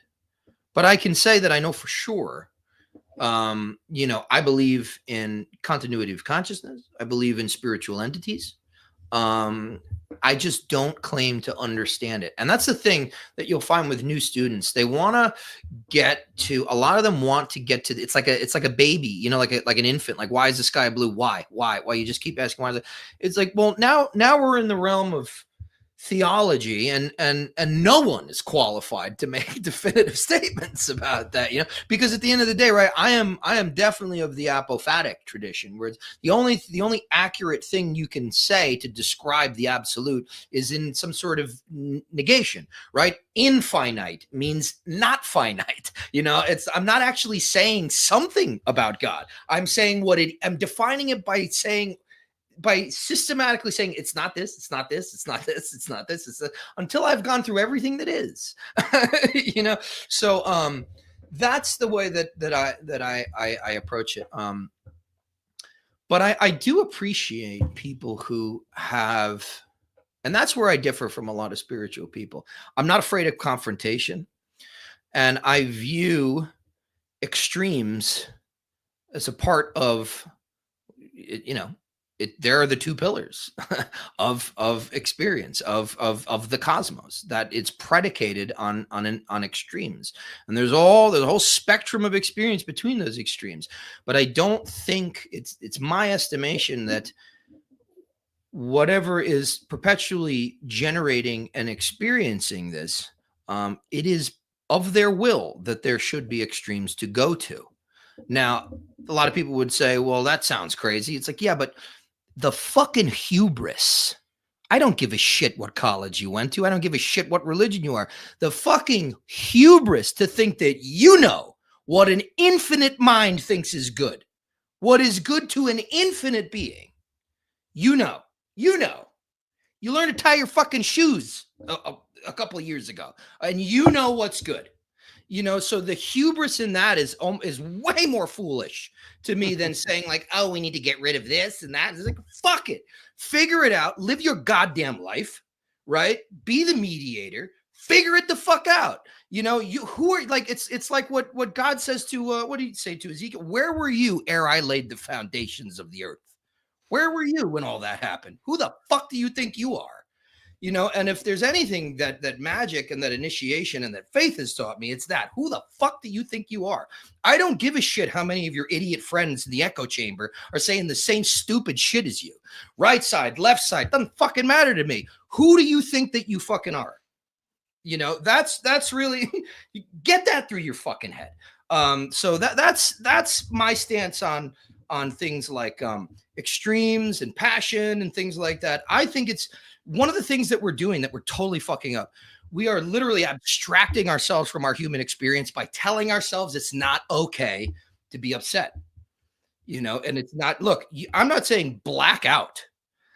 If you can learn to control yourself and maintain the energy of Gebura, maintain the energy of Mars without letting it ride you and ride you into the gutter.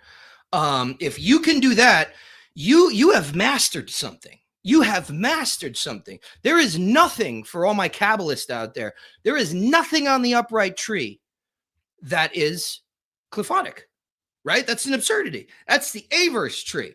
Why? Because everything in the upright tree, including Gebura, including Mars, that the heaven of Messiah of Mars, it's all interwoven. It's all balanced. So if you can balance that, right? Like, let's take the Platonic, the charioteer of the Phaedrus. If you can hold the reins and direct the course, you win. You don't have to chop your fucking left arm off because it's some group of people telling you it's bad.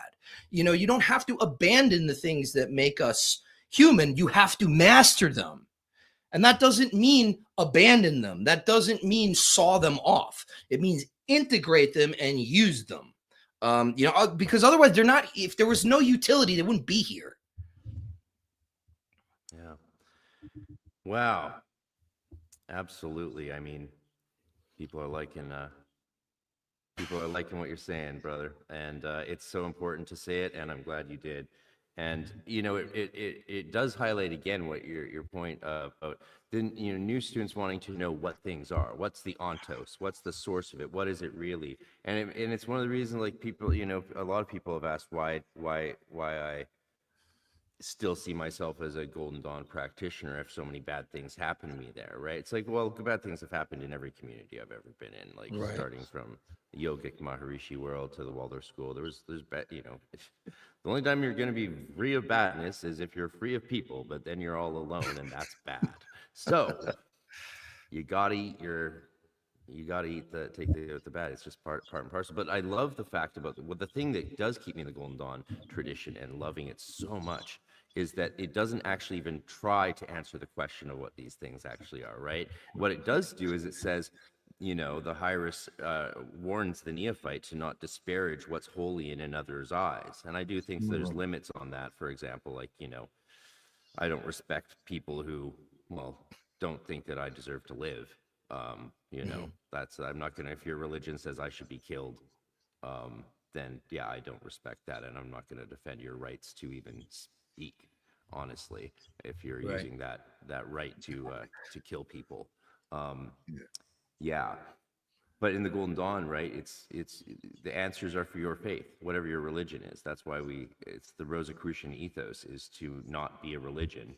It might function in a lot of ways as a religion, but no, you have your own religion or in your own faith, and that's where you should go find those answers. So what an angel is or what a demon is, you can't be answered by the Golden Dawn or Rosicrucianism at all, because it depends on what your faith is. And if you don't have a religious faith or practice, then maybe you get to find out for yourself, because everyone creates their own de facto religion as faith, even though people who say they don't have one, that is one. That's still a one. Yeah. You have your things. That was something I realized in seminary very clearly. It's like, oh yeah, not having a theology is a theology. So surprise, you're fucked either way. You may as well think about God. Otherwise, God's just going to think about you. Or the G.K. Chesterton quote, right? The problem with when someone does not believe in something, it's not that they believe in nothing, it's that they'll believe in anything. Right. Yeah. And I remember realizing that about some of my favorite bands as a kid. I'm like, oh, their shtick is having no shtick, like, I'm so glad that reminds me, I was going to ask you earlier, you ever hear the Hunter S. Thompson quote about the music business? Yeah, what is it, like a hallway where is a long plastic hallway, a shallow money trench where pimps and thieves roam free and good men die by the dozen. It also has a negative side. yeah. I mean, that could be said about any industry, and Hunter S. Thompson didn't actually say that. It was an amalgam quote from other things he said about the TV world. Most people don't know that, but that's amazing. It's very valid about the spiritual world as well, right? Like, you know, there's a lot of shell before you get to the kernel. Yeah, and there's a lot of the thing is, for me, I advise my students and the people that I interact with, especially people that watch my channel, to be a cautious magician. And I know that a lot of magicians would balk at that, because it's like they're so concerned with the counterculture that they, this stuff is organically, countercultural. We don't have to give it affectation to make it countercultural, and I find that a lot of people they have that brash sort of, balls to the wall, knives out approach to this stuff. And when I first of all speak to my own experience, that's usually that's the first place I start, but then also see how that's corroborated by the adepti that I work with and the magicians that I talk to on a regular basis, and then go back and look at the historical record. There's a level also of stupidity of people thinking that you are definitively able to make whatever you're talking to, whatever he is communicating with you, that you're definitively able to prove to yourself what it is, what its nature is, what it looks like. Is it who it says it is? I think that there's been a lot of hot air, even in the Golden Dawn tradition, kind of just puffed about in like, oh yeah, these sigils and these testing tokens and these names. It's like, you don't know. And when you look at even something like the Chaldean oracles, right, talking about the dog-faced demons ever dragging down the soul, who show no true form to mortal gaze. You look at Iamblichus, who talks about how like perverse spirits can create the vision of a deity. They can talk to you like they're a deity. And then you've got somebody even like Zosimus of Panopolis, who talks about the antimimon daimon, the evil daimon who acts as if they are the agatho daimon. They give you good counsel for a little while, and it's a long con before they fucking pull you down and drag you down further into Hylia, obliviate your soul over time. And these kinds of things are, to me, they're important to heed, right? Because if what's at stake is my mighty and secret soul, I'm going to tread carefully. Now, I've done a lot of stuff. I've done,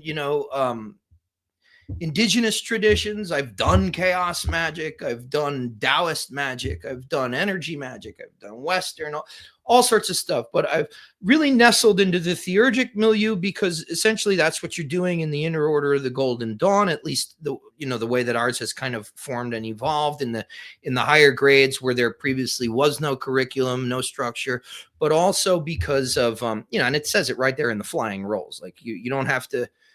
The reason you're here is for the divine Theurgy. Westcott says it, Mathers says it, Percy Bullock says it. It's all there. But the main thing that I've found is just the reliability of and the thoroughness, the way that the practice is diffuse. They don't toggle.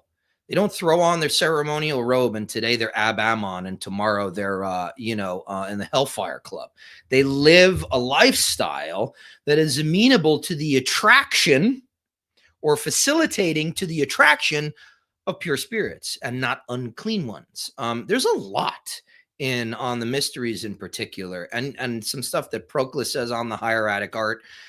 I recommend everybody to take a look at some of this stuff. My last newsletter, I highlighted a bunch of it and I sent it out in little snippets. And, there's stuff there that's really, really, it's really great food for thought if you commerce in these realms that we do. You always have to don't take on that Faustian hubris, that foolish confidence that you incontrovertibly know all the time what you're dealing with. We are at a disadvantage on this side of the veil. Yeah. Wow. Yeah. Can I throw another question your way, good sir? Yes. From this one from Jorge Quinones. So if you don't mind, I will give you that, and then I will also. Yes. Pleasure to address you, Mr. Baker. Question: are you planning to resume your Patreon, I'm assuming, lectures on Socrates and Theurgy. Yes, I'm doing one this month. We're picking up at the Sophist. This one's going to be called Philosophy as Medicine in the Sophist.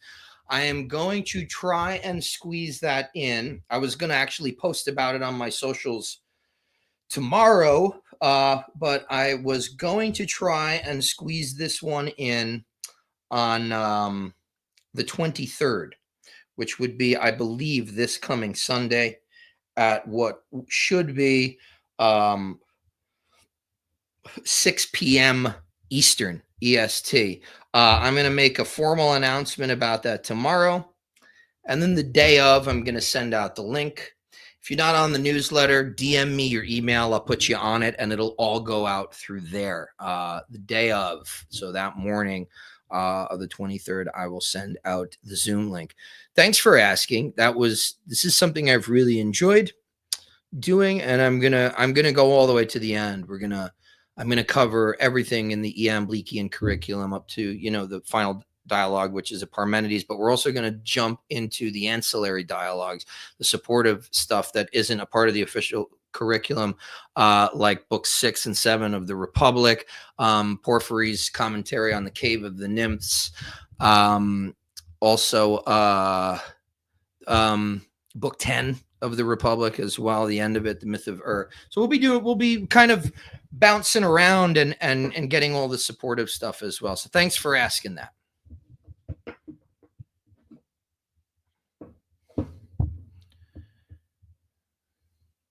I can't hear you. You are mute. Oh, you're muted. Sorry, forgot to do that. So yeah, Jorge, thank you very much. Jorge is the gentleman who showed Justin Sledge around Salt Lake City to the different Mormon sites when Justin wanted to see those, and that was very apparently they had a good time. And also he's been on my podcast. He's talked about his training as a Golden Dawn Adept. He was part of a sister order sort of to ours in the 90s in LA, and under Chris Monastre. And cool. Trained Wow. with alongside people like Don Michael Craig and David Griffin and that whole crew of characters, and has a so he's also very much in the Regardi stream, like Yeah. you, and kind of like me. We weren't, of course, we weren't created by Regardi at all. Just used his books. I was created by my parents, man. Yes. Well, I mean, it's an interesting thing. Should we talk about the Regardi of it all? Because with Dr. Fuller's recent articles, I assume you've read his new revised history of the Golden Dawn in the Light Extended, part 1 and 2.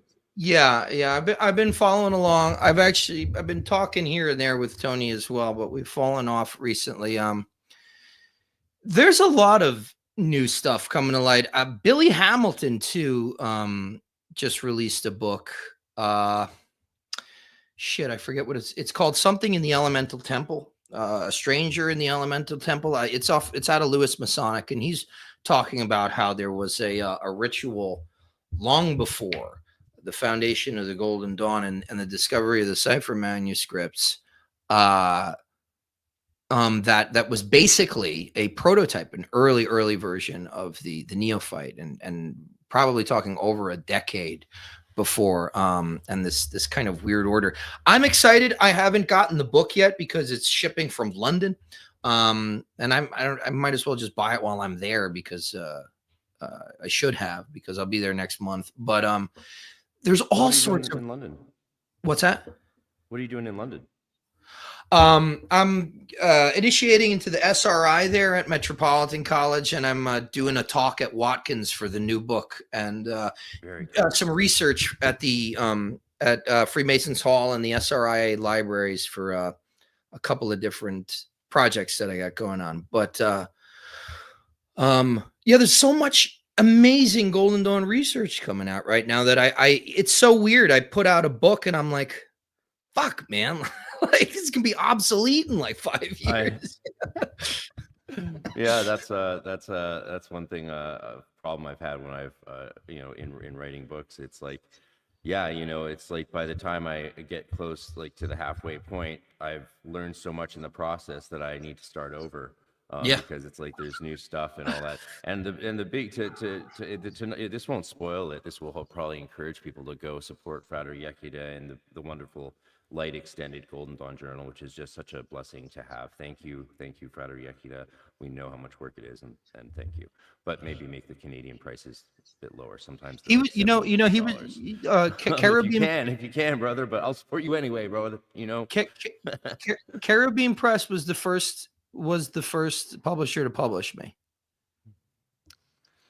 Shout out Caribbean Press. Go support Frater Yekida, everybody. He's doing the Lord's work. The Lord of the universe is amplified through that beautiful Irishman's labor and love, and we owe him so much for all of that, and for everyone who contributes to it.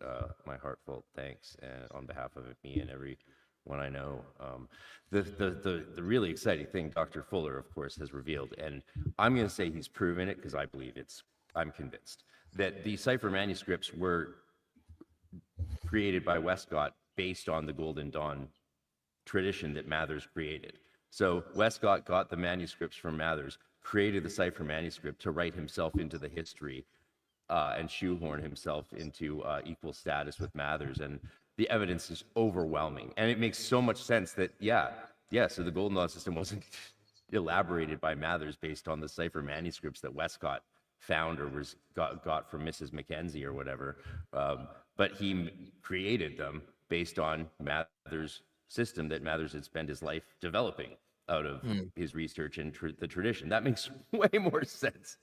Way more sense. For a while there, I was when Tony Fuller, Dr. Fuller, was hinting at what he was writing about and researching. I foolishly assumed that he was going to conclude that the system actually had been channeled by Mathers, and that's how it was developed so quickly. So you can see my 80s New Age roots loud and clear there, because no, his point was that Mathers had been laboring on this a lot longer than people realize, which is the only way to explain why from 1988 the whole system was basically done. Like they were doing portal initiations in 89, in 1889 and 90, I believe, if I get the dates right. So right away, the inner order system, all of those stuff, that massive amount of information couldn't have been cobbled together in just 3 to 6 or 9 months by Mathers from these little Cipher manuscripts. It's like, how would you get the entire inner order curriculum from the ciphers?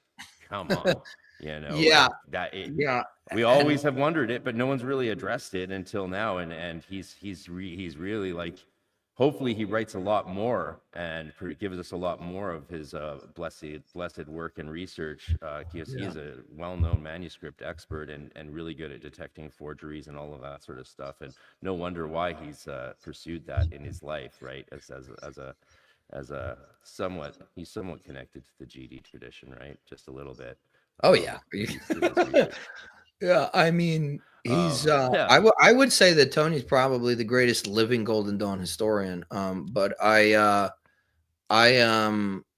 he's just got so much, and I've like heard from other people too. And I'm really excited. I'm gonna try and meet up with him when I'm in London, when I'm in the area, but I don't know how it's gonna go. But there's stuff that I don't even know about, like he reached out to me early on to talk about certain Golden Dawn things that he ended up being a kind of a silent consultant for the first book that I wrote, A Formless Fire, for some of the Golden Dawn stuff. So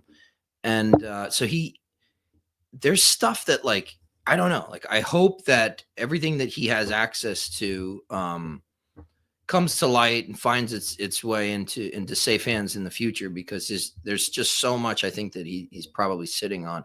But yeah, it's and then there was that weird period when they were using ring and disc to sort of channel some of the inner order stuff from Lux et Tenebris, who really claims is the Archangel Raphael and stuff like that. So that they had a code name for the Archangel Raphael, and some people thought that they were talking about a physical adept in France when that was just their name for the Archangel Raphael who they were receiving a lot of these teachings from, just like Dee received stuff from those same archangels, right? That's why people are like, the Enochian spirits are actually demons. Like, well, they're the archangels. They are part of the archangels. They are components of the grandeur that is an archangelic being or entity or whatever, or aspect of God. So it's like, are there cacodemons in the Enochian system? You betcha, right? Yeah. Something has to create cancer. It's not, it's not a good guy who's creating it. It's this little nasty thing that is doing its job. And there's an interesting question here from someone that we should address before we move on, because it's relevant to what we're saying. So here's a good question from Knox Aspergs. Thank you for the question, brother. So you don't think there are real connections with Rosicrucian with the Cipher manuscript? I'm gonna have to, if you can be more explicit in your questions, Knox, that would be helpful, because this is kind of vague, but we'll go with it. What is a real connection? And again, with Rosicrucian, with the Cipher manuscript, is there a real, the Cipher manuscript, if it was created by Westcott, which it clearly was, based on Mather's work, so that Westcott could have some sort of, hey, look at me, it was fraud. It was fraud because he wanted to feel special, and was probably a little bit jealous of what Mathers had created, but they were friends, and Mathers just sort of, let him do it, and didn't realize how far it would go with the Sprengel letters and all of that, those forgeries. And so no, with the Cipher manuscript, is there? But these were Rosicrucians. They're all Rosicrucians. Like, the Golden Dawn doesn't come out of Masonry; it comes out of Rosicrucianism. They just also happen to be Masons, because that's where Rosicrucianism was deeply embedded in our spiritual traditions, is in Masonry, in different Rose Croix degrees, and other stuff that I'm not too educated on, of course. But and before that, we had the Orden Goldene Rosenkreuz, German order in the 1700s, right? And that's where the grade names come from: Zelator, Theurgicus, Practicus, Philosophus. So the Cipher manuscripts are connected to Rosicrucianism because the system Mathers created was based on the Rosicrucian system. And a lot of scholars actually get really surprised. I'm surprised when academics are surprised to hear me say the Golden Dawn's a Rosicrucian tradition. They're like, oh, well, not really. It's like 100%. It's nothing else. That's all it is. And they're like, well, modern groups, but they don't focus at all on healing, and that was a big deal. And that's strange that they don't do that. It's like, yeah, that's our main thing, is focusing on healing. That is the number one thing that our entire tradition's about: Rosicrucian healing, just like the Fama Fraternitatis declares it should be. And I can't believe how many academics are like, don't believe me when I say that. They don't believe it. But yeah, but they don't know the tradition. The academic scholarship of the Golden Dawn, they do their best, I think. Maybe they don't. I don't know. They try. They try. But they're not gonna. They don't even. I don't think any of the people who write about the Golden Dawn or do academic work on it, they never look at the manuscripts. It seems they just read Regardie, like the famous book about W.B. Yeats, The Unicorn, which is hilarious book. It's fun. But she did this whole book, this what's her, Virginia Moore, I can't remember her name exactly. I think it's Moore, The Unicorn. And she based it all after, because Regardie published the Golden Dawn book in 1935. And so she took that and used it to retro-analyze what Yeats had experienced in the tradition, not realizing, of course, that that's a much later tradition than the order of the 1880s and 90s that Yeats was initiated through. Right. Very different. And so she's like, and then he experienced this, and then experienced that. It's like, no, he definitely couldn't have experienced that, nor this, nor that. He was a leader of the Stella Matutina, of course, so he did do the Falcon initiations and went through that. And we have poems he wrote based on his experience in the 6=5 and that sort of thing. But yeah, so scholars need to, if they want to address the Golden Dawn, they should really actually ask us. Instead, they usually interview people who have never been even initiated or even done the Cicero's fabulous self-initiation book, let alone passed tests or exams or done anything. So like, it's the phonies that are getting the amplification, which is, whatever. We like being in the shadows and doing our own thing, but it is sad that we have to then constantly correct people, and they think we're wrong because they're like, well, no, it says in the 7th edition of the Golden Dawn by Regardie that the floors are black and white tiled. It's like, yeah, but the previous edition didn't say that. It's like, well, because they didn't realize that it was at the time. It's like, no, you have it backwards. So, but then you have to try and convince someone that John Michael Greer, you know, God love him, actually decided to insert this into the GD, knowing it wasn't true, being informed and consulted with Sam Scarborough, who wishes his name would be taken off the list of consultants. God rest Sam for all the great work Sam Scarborough did. He was instrumental in helping me do everything I do now, and clean up my understanding of the tradition so that it can be pure and healthier in a way, like less polluted with some of the New Age fabrications that were, again, imposed upon it in the 80s and 90s. And some of that stuff's development, which is fine. Development is great, but you know, no, the floors weren't black and white tiled. It makes no sense that they are. Absolutely no sense. And it will actually hold you back in your development, in my opinion, because it's a distraction. And the whole point is to develop the astral and psychic faculties. And it's harder to do that if you've got like this Technicolor psychedelic floor. It's awesome. I love it. I mean, our temple's had that, and I really do like it. It's just, it doesn't make sense the way the system is designed. It should be dark. The outer order isn't colorful. It's all black and white, and there's just these ghostly white shapes with two little red tetrahedrons glowing, and everything else is dark. Right. And then you bring in the light. Yeah, and another point too that I think a lot of people are going to find controversial. You might even find it controversial, is that we have a great misunderstanding about what it means to be Rosicrucian. For me, I mean, when I look at it, the Rosicrucians, right? First of all, they're attested in the manifestos, and as the organization is described in the, it doesn't exist anywhere else.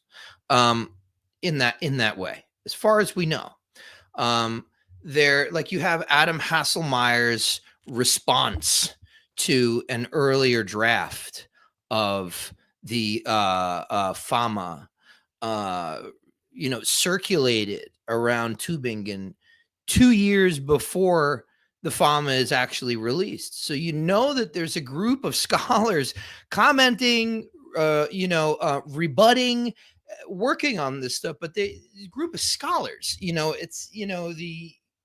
there's nothing to suggest that the Rosicrucians existed the way that they do in the manifestos, but that's not the point. That's not the point. The point is that the universal reformation that they intended to enact actually happened because a Rosicrucian movement was spawned. So the thing is, though, a lot of people think of the Rosicrucians, oh, it's the West's first secret society as we understand it. And so there's this kind of, I want to say, intrigue about it, or this, even today, like, you go into a Rosicrucian group, a Rosicrucian forum, you go to one Rosicrucian, you go to AMORC, you go to Inner Order Golden Dawn, you go to Martinus Rosicrucian, they're all doing different shit. They've got the same colors and the same titles, but everybody's got a different flavor. Some are more Christian, right? Yeshua mihi omnia. Yeshua is my everything. One of the Rosicrucian axioms, like, that's got to be in there, but other people that have a reaction against Christianity, they emphasize the more hermetic nature. And the technicians, who maybe aren't great at visualization, they focus more on the alchemical stuff, like the Orden Golden Rosenkreuz was primarily invested in laboratory alchemical work, by and large. So there's all these different flavors of Rosicrucianism. What you have to understand is that it's much more like a tradition, an eclectic tradition falling under this one banner that had definitely a literary output. And the interesting thing was, by definition, Rosicrucians were entirely, totally anonymous. So for you to say that you were a Rosicrucian was definitive proof that you were not. So that's the slipperiest thing about all this shit, is that, people, even, we have diaries of Elias Ashmole writing, like, I must petition the Rosicrucian Brotherhood. They must accept me for initiation. It really, the whole thing captured the public imagination of the European literate and intellectual communities. And so you had young men scrambling to to join the Rosicrucian ranks. And the thing is, like they said, we'll find you. And then you find out really it's, you've got Andre. I'm personally, and I've talked to Tobias Churton, I'm personally not convinced that he wrote all three. I think he wrote The Chemical Wedding. I think that it was a group effort for the first two, much like how we know that Agrippa worked with a community of scholars now from the work that Purdue has done biographically with the whole situation. Trithemius being foremost among his teachers, but it seems based on correspondence, he was interacting with a group of scholars and magicians throughout the continent of Europe. And so I think there was a lot of that. I think there were a lot of groups at that time working in tandem with one person kind of being front facing or doing most of the the transmission and delivery mechanisms of how they were going to get this stuff out there. But I am of the opinion that there was no original Rosicrucian order. And so to seek this kind of like paper trail, this rooted thing in this group of people that were sort of an exaggeration, it's pointless. But the Rosicrucian tradition that manifested through Masonry, personally, it's the same thing with York Rite Templary. To me, it's the most legitimate form of Rosicrucianism that we have, regardless of whether or not it goes back to, the Domo Spiritus Sanctum, and regardless of the fact that they don't have a trademark on the name. Right. Yeah, a lot of people, we didn't even say the word Rosicrucian in our order. We called it the R word if we had to reference it. We just call it the R word. Because great. the only correct answer to are you a Rosicrucian, if you are one, is no. No. If you say yes, you're not. So the only way to not be a Rosicrucian is to call yourself a Rosicrucian, which makes AMORC trademarking the name and suing Golden Dawn orders under the premise that they are the oldest Rosicrucian order, which is, to call it absurd is an absurd understatement. It's a very late to the game group, and one that I've been a member of since 1994. I actually was a member of the Junior Order of Torchbearers as a 12-year-old, but in '94 I went down there, was tested in a back chamber at San Jose in the temple. My mom drove me down with my sister and best friend. They tested me in a bunch of ways, including psychically, and then they admitted me into the adult thing so I could go back and be initiated in the temple in Vancouver that Mom and my whole family's friends were all big into and were members of, and I had a really good experience with that. But I had a slight Jesus allergy still at the time, so that wasn't really good. And also they kept talking about Akhenaten and then I got the adult monographs, and I was like, oh, this is still just it's more adult than the Junior Order of Torchbearers, but it's still hyper diluted and academically super out of date. And I knew that as a 13-year-old. I could see that. I'm like, this is nonsense. This is absolute hogwash. I like some of the psychic training techniques that they had. I still use some of those to this day. But, eventually a lot of the top-ranking Rosicrucians in North America actually got initiated at Temple Tahuti, and after their neophyte initiation came up to me as Hierophant and said, I've been a Rosicrucian in AMORC for 30, 40 years, some of them 50, and I got more out of that than I did out of the entire time I was in AMORC. I'm like, well, it's still not a bad organization. I'm glad we have the temple here. The temple did close down here. The Rosicrucian Lodge did. AMORC did closed down, unfortunately, which was a loss, because it's a great organization for connecting with people and presenting things like Freemasonry can be for some people as well. Those things can really have a lot of benefit, and it's a shame that they trademarked the name and sued Golden Dawn orders into oblivion, who were like the Rosicrucian or the Golden Dawn, right? And other people who use the name, they sue you. They're but that's the spiritual thing to do, right? To sue someone, yes, that's so Rosicrucian, is just like to sue anyone else who deigns to call themselves. So they're literally the Klepothic Rosicrucian, essentially, because they not only call themselves Rosicrucians, but they demand that no one else is allowed to. These are the times we're living in. These are the signs of the times, man. And people don't even bat an eye. They're just so excited to be there, sitting in front of a gigantic plaster, figure of I don't know, Tutankhamun or something. yeah. AMORC's definitely steaming right now. That's the great thing, though. I like making people steam. I enjoy. I like that kind of thing. Awesome, brother. Yeah, there you JT, go. thank you for that. We missed a question that's actually relevant to our manuscript discussion, which I love. So this so yeah, it's too bad, we don't have like clones of ourselves, dude, and we could just stream 24/7, like, like plugged into IVs, talking nonstop about this stuff, because we don't have enough years left to have all the conversations I think I would love to have with each other. So Yeah. God Yeah. bless you for existing. I feel so grateful and lucky to have you in my life as a friend. Oh, and thanks. as a- Same, man. as a colleague. It really means a lot to me to have to know you're out there in the world. Same with everyone else, and I'm excited to have you. Here's a little spoiler: excited to have you back at EnokiaCon this year. Oh, yeah. Presenting. That is very exciting. It's going to be EnokiaCon's going to be crazy. People, get your early bird tickets before the equinox. Save some money, because you're going to want to come. There's some huge reveals that take that. Like, I'm speechless about what's happening.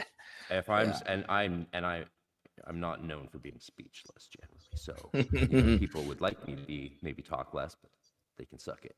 So Knox Apserk says, I read from Pope Runyon that it was a Rosicrucian notes. I get what you mean. I forgot his name. Yeah, no problem, brother.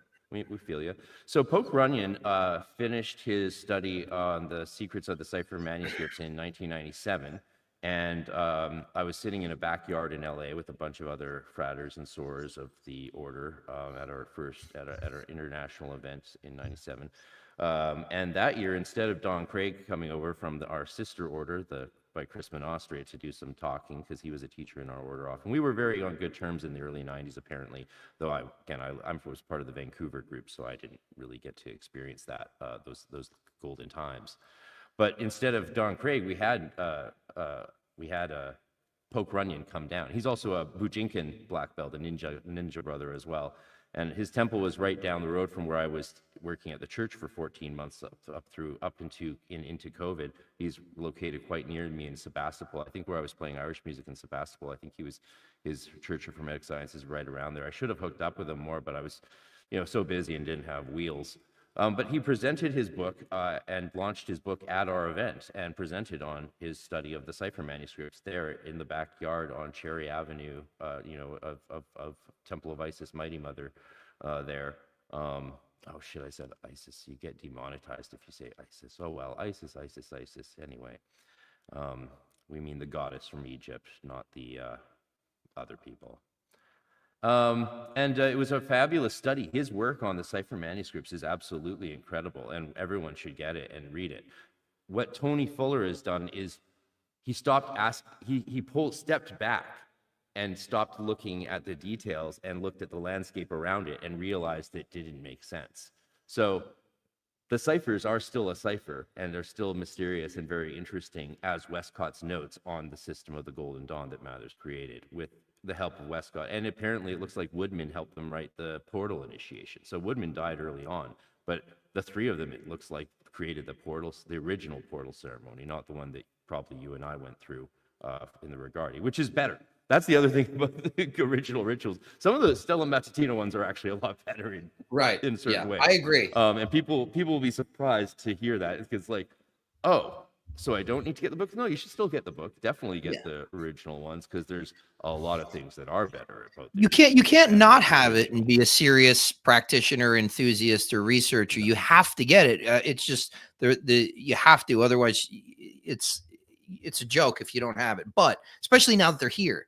But I will agree with you wholeheartedly. I prefer the Stella Matutina rituals. I mean, now that I'm, that's another conversation. I don't even know. I need to think and study more before. Thank you very much for the donation. This software that lets me stream these things live is expensive, and if you guys could help me pay for it, I will keep doing them. Otherwise, I might have to return to doing them on Zoom and just posting them later. But it is more fun to do it this way. It was the original vision I had, and eventually I will be able to get off StreamYard and use OBS. But it's quite a learning curve, and I've already spent dozens and dozens of hours working on OBS. I can do solo stuff, but bringing in a guest is a bit trickier, and I just don't have the time to learn new softwares. I'm learning Reaper, learning all these different things to continually improve my work, switching over from Pro Tools, which I know really well, switching to Reaper because it's better. Yeah. So there you go. Sebastopol is like 50 minutes from you. Oh, very cool. Yeah, I had a good time playing in the Irish music session in Sebastopol, playing my uilleann pipes there and getting away from the crazy madness of church life at the Oasis in Geyserville. Yeah. So Poker Onion's great. But yeah, I mean, his speculations about the Rosicrucian origins are kind of neither here nor there, but I mean, he's right that they're connected to Rosicrucians. They're written by Rosicrucians. Westcott, Mathers, these were as much Rosicrucians as anyone's ever going to be a Rosicrucian. So back to what you were saying, though, about where it all came from, and Johann Valentin Andrea and the emergence of the manifestos in, 1614, the Fama came out. I think the Rosicrucian Enlightenment thesis of Francis Yates is actually getting a shine back on it these days, especially with how Dee studies have been progressing through the fabulous work of our Dee scholars like Dr. Terry Burns and others, many others. It's great stuff. It's why we're doing a Dee and Kelly conference every year, because people are not aware of the advancements in understanding and research that have come along. We're probably still going to find Dee's book that he wrote on Kabbalah. It's probably going to show up eventually, maybe not in our lifetimes. A copy will probably be found.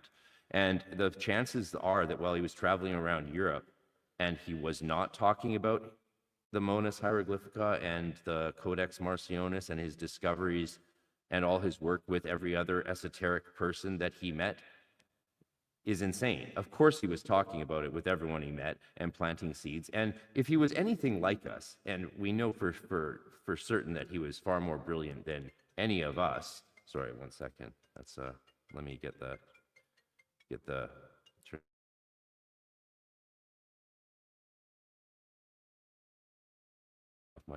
my phone. So, if he was anything like us, and he was probably more like us than we are like us, is my guess. And he was a Catholic priest, so he was hanging out with other Catholic priests and as well as non-Catholic priests. I mean, again, it was a very interesting time. I love the history of that period. It's great. But he was talking about this stuff and planting these seeds. That's why the Fama Fraternity, that's why the manifesto has the Monas Hieroglyphica on its front cover, because he was going around sharing his ideas. And the Rosicrucianism, whether it was the seed was planted intentionally and given a name or something like that, it doesn't really matter, because whether it was intentional or emerged organically, what's the difference ultimately at the end of the day, right? They put the Monas on the cover because Dee was going around Europe talking to all these people, sharing what he was doing, and the rest is history. They put out this call. And let's not forget that the emergence of Rosicrucianism at that time in the mountains of Germany was predicted 75 years earlier by Nostradamus. And so that's interesting. I mean, yeah, take it or leave it if you want, but it's worth noting. Christopher McIntosh mentions it in his introduction, I believe, to the Rosicrucian Manifestos, which is the best edition to get, albeit with a caveat that unfortunately they translated the Latin stuff into English in certain places where it should have been left in Latin, so that the reader is unaware of what the actual Latin phrases are, like, in Jesu mihi omnia nequaquam vacum libertas evangelii. They translated that, and you lose a lot of the understanding of what those things mean when you put it into English, because you're changing it. You're changing the semantic meaning of it and losing its core, in my opinion. So did Dee start the Rosicrucians? Whether he intentionally or not, I think Francis Yates's thesis in the Rosicrucian Enlightenment is much more appealing than it used to be, because we understand Dee better, and we understand we now, everyone always thought Kelly was a fraud ever since the beginning, up until most of our lives. It's only very recently that Kelly has been taken more seriously by the general culture. And a lot of people still aren't up to date on that, which is, again, why we're doing conferences and why everyone should sign up. And it's going to be absolutely amazing. Yeah, I'm excited. I'm excited to to present again. Last year was great too. I mean, yeah, you know, it was all digital last year, you know, because of you know, the terrible misfortune that you and your family suffered. But we thank you anyway for pushing forward and still maintaining the as hard as it is and as unthinkable, I think, as most people would have found it should they be in your shoes. You made good on your promise to the community to go forward with it, and it ended up being a really one of my favorite things of the year, to be honest with you, because there was just such a good vibe. The community, just everybody, between the people who were there, you know, kind of in the audience attending, and then from all of the presenters, it was just really great. So I'm looking forward to it again this year. I got a lot of it's just going to be good. This is still, again, also, this is one of the things that I'm really looking forward to. So I appreciate you having me. I'm glad we could have you. And you could be had. So thank your parents for making you. Okay. Yeah, it's just going to be absolutely fantabulous. I'm bursting at the seams to announce the lineup, but I need to hold back a little bit longer just to you know, do it right, do everything right. Good work goes slowly, as Saint Francis might have said. Yeah, I love Brother, Sun, Sister Moon. You want a good religious, spiritual movie, Brother, Sun, Sister Moon. It's even got Obi-Wan Kenobi as the Pope in it. So, yeah, pretty good film. Alec Great Guinness. music. Great soundtrack by Donovan. Yeah, you know, yeah, it's great. And so here's a fabulous question from JG. And thank you all for the super chats. It means the world to me. And yeah, if there's a goal, I did set a goal. If there's 5 that, if the goal is reached, I will make my lecture from EnokiaCon last year publicly watchable for 2 hours from noon till 2 p.m. PDT this Saturday, if we hit that 5 number. And you saw that lecture. Is there any interesting discoveries or ideas in it at all? Yeah, absolutely. It's incredible. You know, and I might not present this year because I can't top that. I don't think I'll ever top that for the rest of my life. Like if that was my only contribution to the magical world, then yeah, then I can die happy. I've still been, you know, I got to sit with the Sloan manuscripts in my hands in the British Museum last year, and so cool. And yeah, it was incredible and eerie, surreal, but you know, and the whole time I'm tossing this thing around in my head. I'm like, there's, you know, like, what's the answer? It's been a real puzzle. I'm not gonna spoil it and go into it because I think people would derive much more of a sense of satisfaction if they watch the entire thing, and rather than watch me kind of wax on about it. But that would be really cool if you released it for people. It will just be for 2. I would just make it viewable for 2 hours on the course page. That's awesome. And so people could preview it for 2 hours and watch the whole thing. It's only an hour. It's less than an hour. You know, yeah, you know, you can also register for that last year's conference as a course and take it and support every presenter's work, because they do you know, you got, technically, I guess it's called a licensing. I have my accountant sorting all this stuff out and figuring it out, because I don't have the time to do it anymore. So this is all being handled by professionals. Smart. How we do it. Yeah. It's all about framing, they said, and to you know, because you know, obviously we have to be a private group so that people can come and do things without, you know, internationally, so that we can function internationally. Yeah. So anyway. Yeah, there's a way to do these things, and you got to do them right, especially when they grow so quickly and become so big so fast, which is really flattering. And I guess, you know, I'm just a vessel. Here's the great question. You're going to love this. Like, oh my goodness, look at this question from JG. Thank you, JG. I've got a question. Ignore it if it's too sidetracky. I won't be butthurt. When a person has gone through the Golden Dawn system, not that it really ends, do you think there is a natural progression into other fields?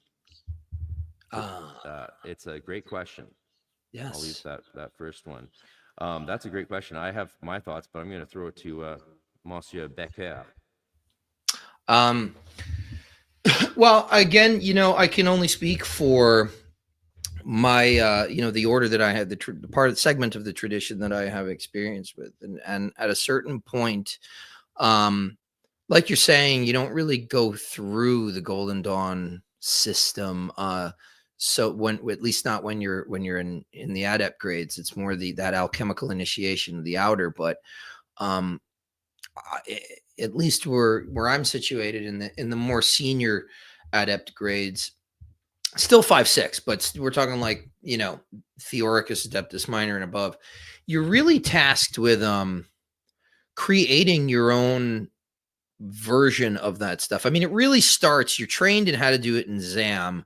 You learn, the formula of the magic of the light and all that stuff. And there you get quite a lot of leeway and stuff, but you can develop your own systems out of it. Have I seen people develop something that is sincerely authentic? No, unfortunately.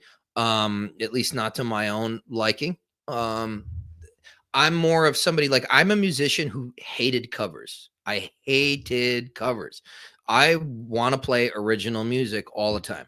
So I'm that way with my magic. I want to see something vibrantly, following proper protocols, but something that excites me, something that I haven't seen a million times before. And I would say that I had to branch out in order to do that on my own. But I would say this, I would say that really, when you get familiar with the Golden Dawn system, or really I should say, because that's a cop out, when it is ingrained in you and it's fully assimilated, this style of doing magic and this way of approaching spirit through the lens of magic,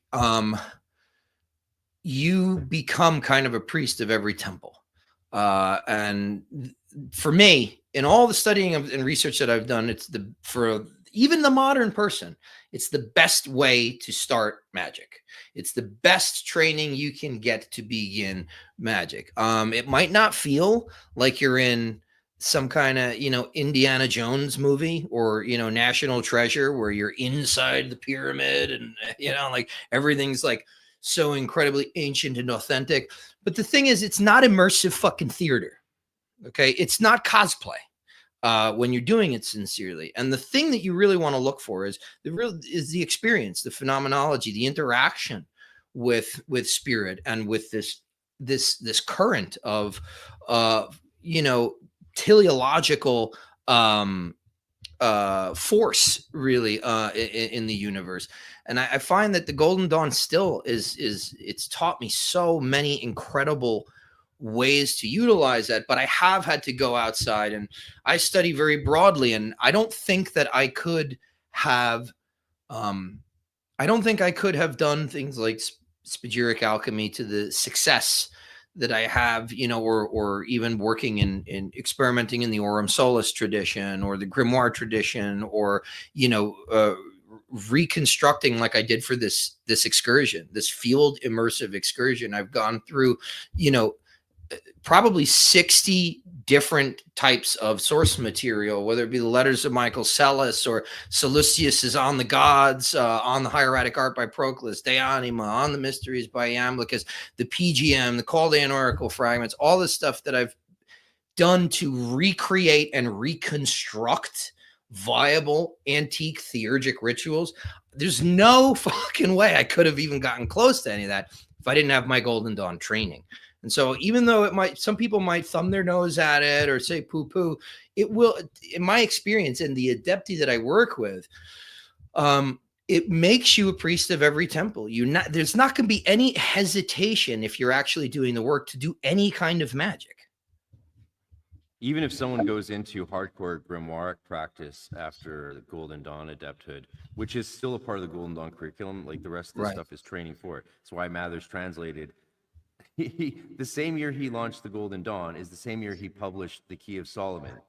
But there's no connection between those two things, and the Golden Dawn has nothing to do with grimoires. And it's explicitly like people would do goetic work in 6.5 because Mars is a dark, afflicted planet of dark force in the historical astrology, and always seen as a dark force. And that's a grade that's very challenging alchemically and So it makes sense then to maybe go into Goetia if you want. Usually they do that through the Abramelin because, again, Mather's translated that to give people a good doorway alternate to the Key of Solomon tradition. Yeah. He also translated the Arbatel and probably some other stuff that just never really got out there too much. Well, and But it's got to make sense, right? Because in the Theurgy of the Golden Dawn, you get to the 5-6, and you only get to move on once you rise and unite with your higher divine genius. There's a similar thing in the Abramelin where you don't get to do all the crazy stuff until you've successfully had knowledge and conversation of the holy guardian angel. So it's almost like you need the training and the trajectory and the initiation and all the practice and all the spiritual development to literally become the vessel of the highest part of your spiritual architecture. And then you can begin to do that stuff. Not like I watched Avatar: The Last Airbender and then went on Reddit and decided to make myself a fucking triangle of art. You know, that kind of bullshit. I don't go in for any of that. You know, because I believe in this stuff. I believe in this stuff. I've had the experiences. You know what I'm saying? I'm not trying to say, ooh, show me. I want to be a believer. Here's a sword. Let me summon something in the incense. You know, I already believe. And so therefore I have a firm understanding of the damage that can be done. Yeah, and spirits don't respond well to you testing them in that way. If you're testing their existence or what they can do in their power, that is the number one way to repel any spiritual creature, the same way it repels a spiritual person. Like, they aren't necessarily that different from us in ways it seems. Because, like, you know, when you're talking to someone, if they start, like, you know, if I'm, you know, we both experience that in music, right? You know, people, that's why musicians, when they pick up an instrument, show off. We're showing you where we're at so that you don't think we're fakers or pretenders. And we also want you to see the limits of our ability so that we can play better together. Right? You need to see what I can do so that you know how you can play with me and elevate me to your level, or I can elevate you to mine. So it has to be established in music dynamics right away. And that's why musicians do that. It's like, this is what I can do. And if you can do, and you're very lucky when the person's better than you. The best thing in the whole world is you want to always play with people who are better than you. They elevate you. You learn so much faster. And I think all of this goes for magic and spirituality and everything else. I've never met a Golden Dawn adept. Have you? Who stops doing GD practice or stops using the rituals or the Z docs or even stops an LRP practice. I've never met one that regretted their Golden Dawn training. Have you? Right. No, I've never met one Dawn adept that's regretted getting that training under their belt. No, I've met several Golden Dawn adepti that are newly minted 5=6, and then because it's like there's no fun alchemical initiation, nobody's doing the magic for you anymore. They'll kind of tarry and not not pursue the work later on.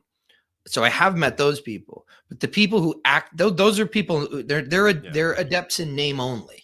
But the people who actually push through and learn the Rosicrucian magic and practice it, I mean, you get like everything in magical history, and you get it over a relatively short period of time. And the fact that you're not sitting there having to annotate a fucking, tome and like figure this thing out, it's there for you. The ritual is there for you. You're not hyper fixated on this theory and the history of it. You're actually doing the work.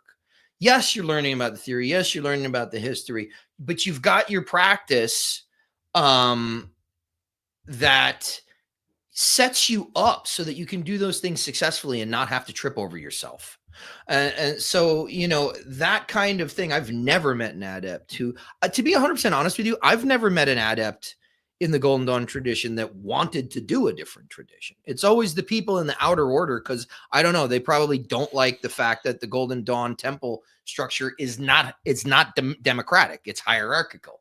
But it has to be that way, right? It's, you need somebody has to be a fucking administrator, and somebody needs to hold the people accountable for moving things, grade the test, teach you what you don't know, answer your questions, There has to be some of that stuff. But a lot of people that are, I call those people like, they're individualists to the point where they just shoot themselves in the foot. They kind of just miss the fucking point over and over. It's like, why did you do this? Why do you leave your house if this is how you are? The people barring that, it's like the people that actually, go through the system and benefit from it and learn it and actually do it. I've never met an adept that was like, oh, I want to try this other thing, because it just gets better and better, really. Yeah, I of course I agree. I was basically instructed by my divine genius, which means spirit in Latin. If for those who think we're talking about IQ, we're not. We mean it in the Blakean creative genius sense of the daimon. The great book about it is the War of Art. It's all about the holy daimon and creating a spiritual religious practice around your creativity to bring through the stuff that comes into your antenna. And I did step away and focus on my roots. I went back to my roots, not my yogic upbringing roots, though that's always there, and I am grateful for it.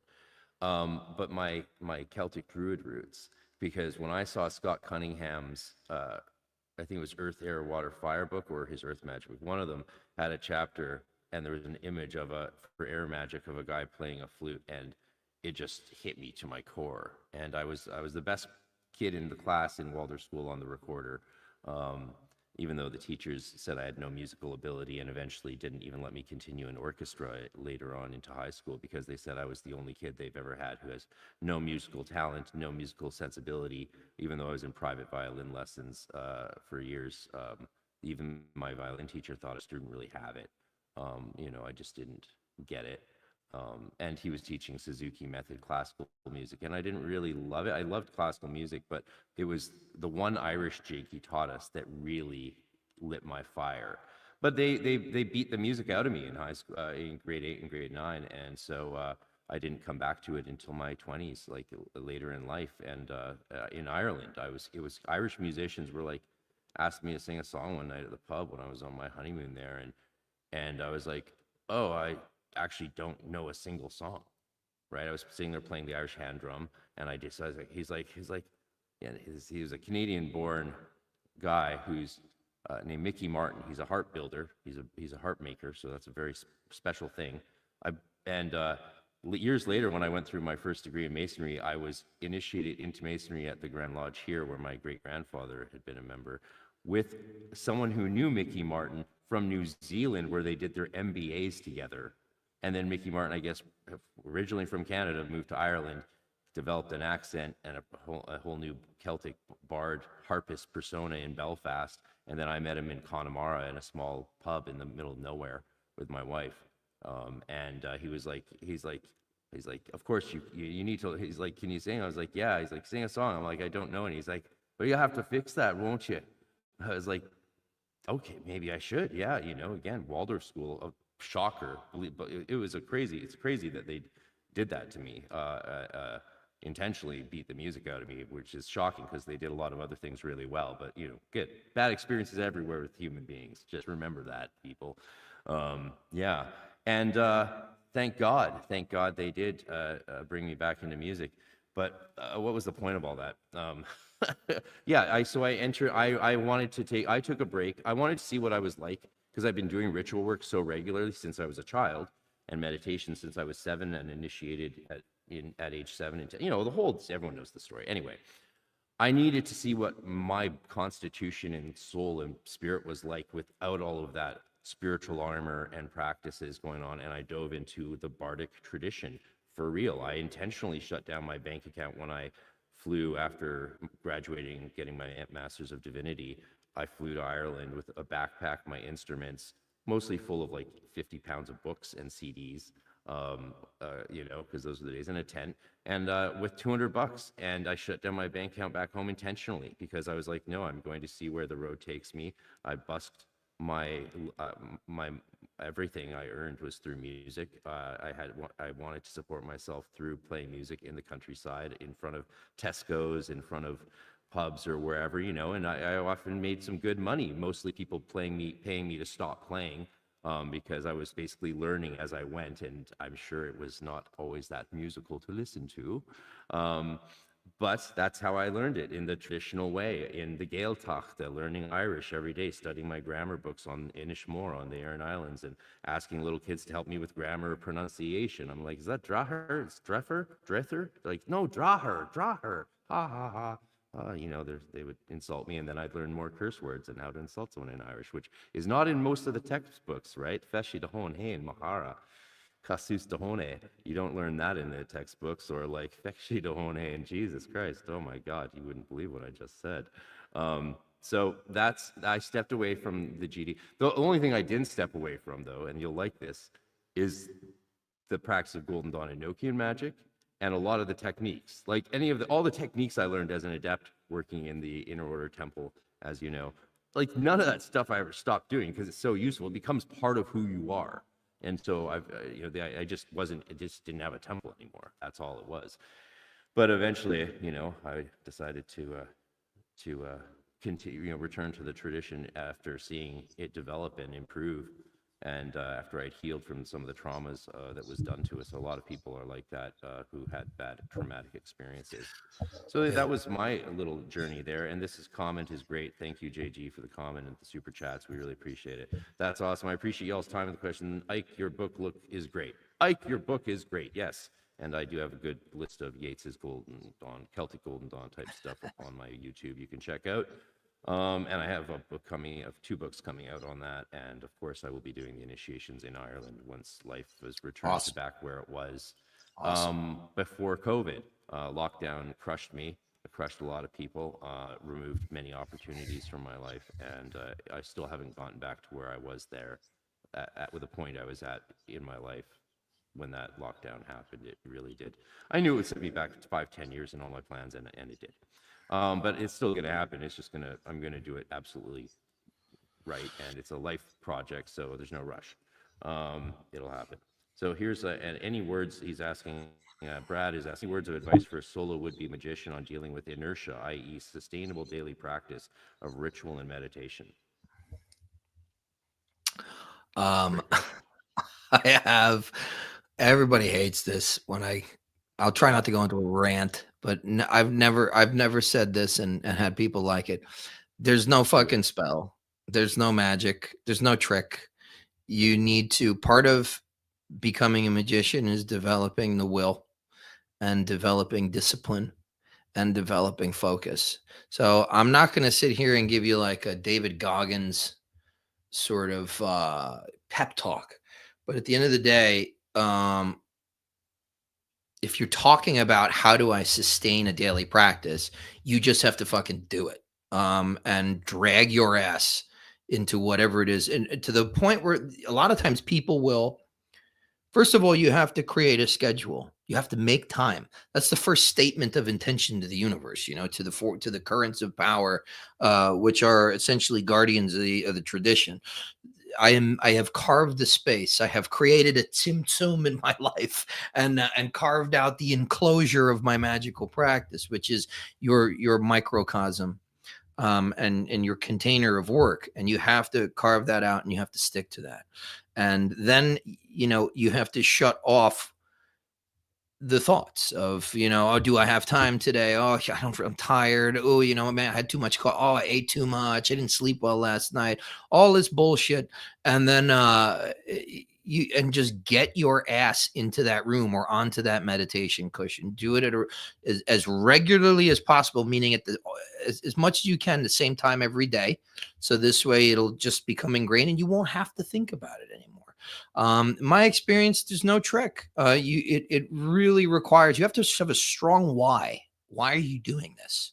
And I'll tell you, particularly since you mentioned meditation, I'll tell you who's going to carry the bark, the Grateful Dead. That's right. That according to the Book of the Gates, in the land of the night, the bark of the sun is pulled by the Grateful Dead.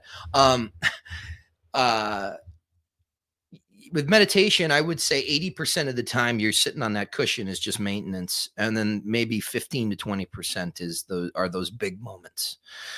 So you just have to basically just do it, and kind of, this is where I agree with Crowley, even though it's not often. Get rid of the lust for results.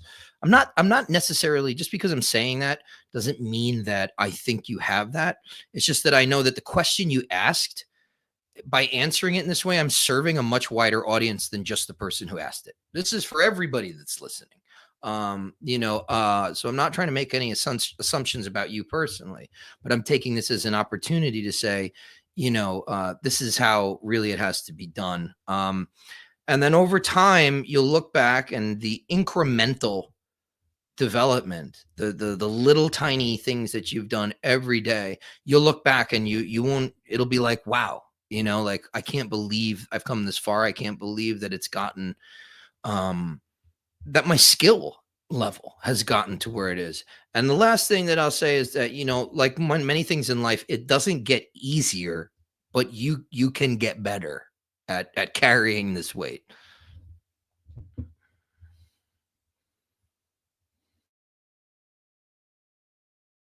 That was a beautiful answer from a true American beauty. Is my American showing? No, it's the Grateful Dead album. Oh yeah. Yeah. Yes. It's my favorite of their albums for sure. I'm not a huge Deadhead, but I did play in a Dead cover band briefly. Well, I rehearsed in a Dead cover band. We never did any shows, but I learned a lot of cool songs, a lot of cover songs. Yeah, I don't mind playing covers, but I definitely prefer originals for sure. Yeah. I probably should have done more originals last night on my Irish music live stream for St. Patrick's Day. Thanks to everyone who watched that. I thought I would play until no one was watching anymore, but it's like, oh my God, no, these people have no lives. Well, and I mean, like, so they just kept watching me. Thank you. What are your thoughts on the same question, right? Because as a musician, and I've seen you play, I've seen you sing, I've seen you play guitar, you're extremely talented. It's the same kind of application of just daily discipline. You know what I'm saying? Like, at least in my experience as a drummer and a guitar player, I mean, I sat there with paradiddles for the first, 10 years, and I mean, what do you think about the practice thing? How do you maintain it? Yeah, I mean, the amount of times I've watched someone do something on an instrument, and then I've been like, okay, can I try to do it? And then I can't do it. And what do I do then? I create an exercise that would help me develop, going, like, even if it's going from this finger to this finger, jump up, and then I do that. I don't do that for like 10, 15 minutes. I do that for like 6 hours straight, nonstop. That's right. And then I sleep, and then I do it again all day until I can do it in my sleep. Yeah. That's how it works. Willpower. Crowley nailed it, man. He nailed it, that one, man. There's nothing, but he didn't come up with this. He learned. He was actually just a really good neophyte of the Golden Dawn. He might have not realized what he was learning in that grade, but the Hieros makes it very clear how you will succeed. It's with perseverance and persistence, and that's it. And the one thing I've been unable to help any student learn is will. That's the one thing I haven't, and I think it really is like the Hermetic virtues that are on my backdrop behind me. Now let's see if I can make them. Oh no, that doesn't work. No, oops. To will, to know, to dare. Okay. Yeah, I don't know how. I need to learn how this works better. But the Hermetic virtues, to know, to dare, to will, to keep silent, they're misunderstood, and they have multiple, partly because they do have multiple, each one has multiple interpretations of meanings that are all valid. But the will is so important, and I don't think you can be a magician without having this fiery will. But it is something you can develop. Goethe said it. He said, only start and you will be at the end. Only begin and you will complete the task. Light, just pick up the match and it will become lit. Just get that first thing going. Some advice I do give students, though, has been useful. Like these are hacks. These are hacks for daily ritual work, if you want to see it that way, that I've used for myself. So, quite simply, hopefully you wash. Hopefully, I've always been a big showerer. Unfortunately, psoriasis robbed me of the ability to shower as many times a day as I would like to or used to, sadly. But, showering, washing yourself is very good. Be clean. And it's so simple. Once you go into the bathroom, you put your clothes on the floor so they're gross and you aren't tempted to put them back on again. You shouldn't be doing that anyway. But put them on the floor so that you have to, next stop is the wash, and hang your robe up on the back of your door. Now, if you're doing Solomonic magic or stuff like that, obviously your robe needs to be in the circle where it's consecrated and you have to walk naked into your circle and put it on there, obviously, but not for Golden Dawn work. You can just put your robe on after your shower. And what else can you do? You're not allowed to do anything in your robe that's mundane. You can't, unless it's a special mundane robe. We do have those, of course. We have study robes or whatever. And, I'll do a live stream in my robe with students if I'm teaching. Like, I don't mind that. But it's a really great mental training for yourself, because once you go in the shower, you take your robe in the shower, you have to shower anyway, you put on your robe, and then you have to do your ritual work. And but again, it hasn't helped students who struggle with inertia. It has not. I've never found a way to help anyone who struggles with that. And some of my best friends have struggled with that. I've struggled with that. Who hasn't?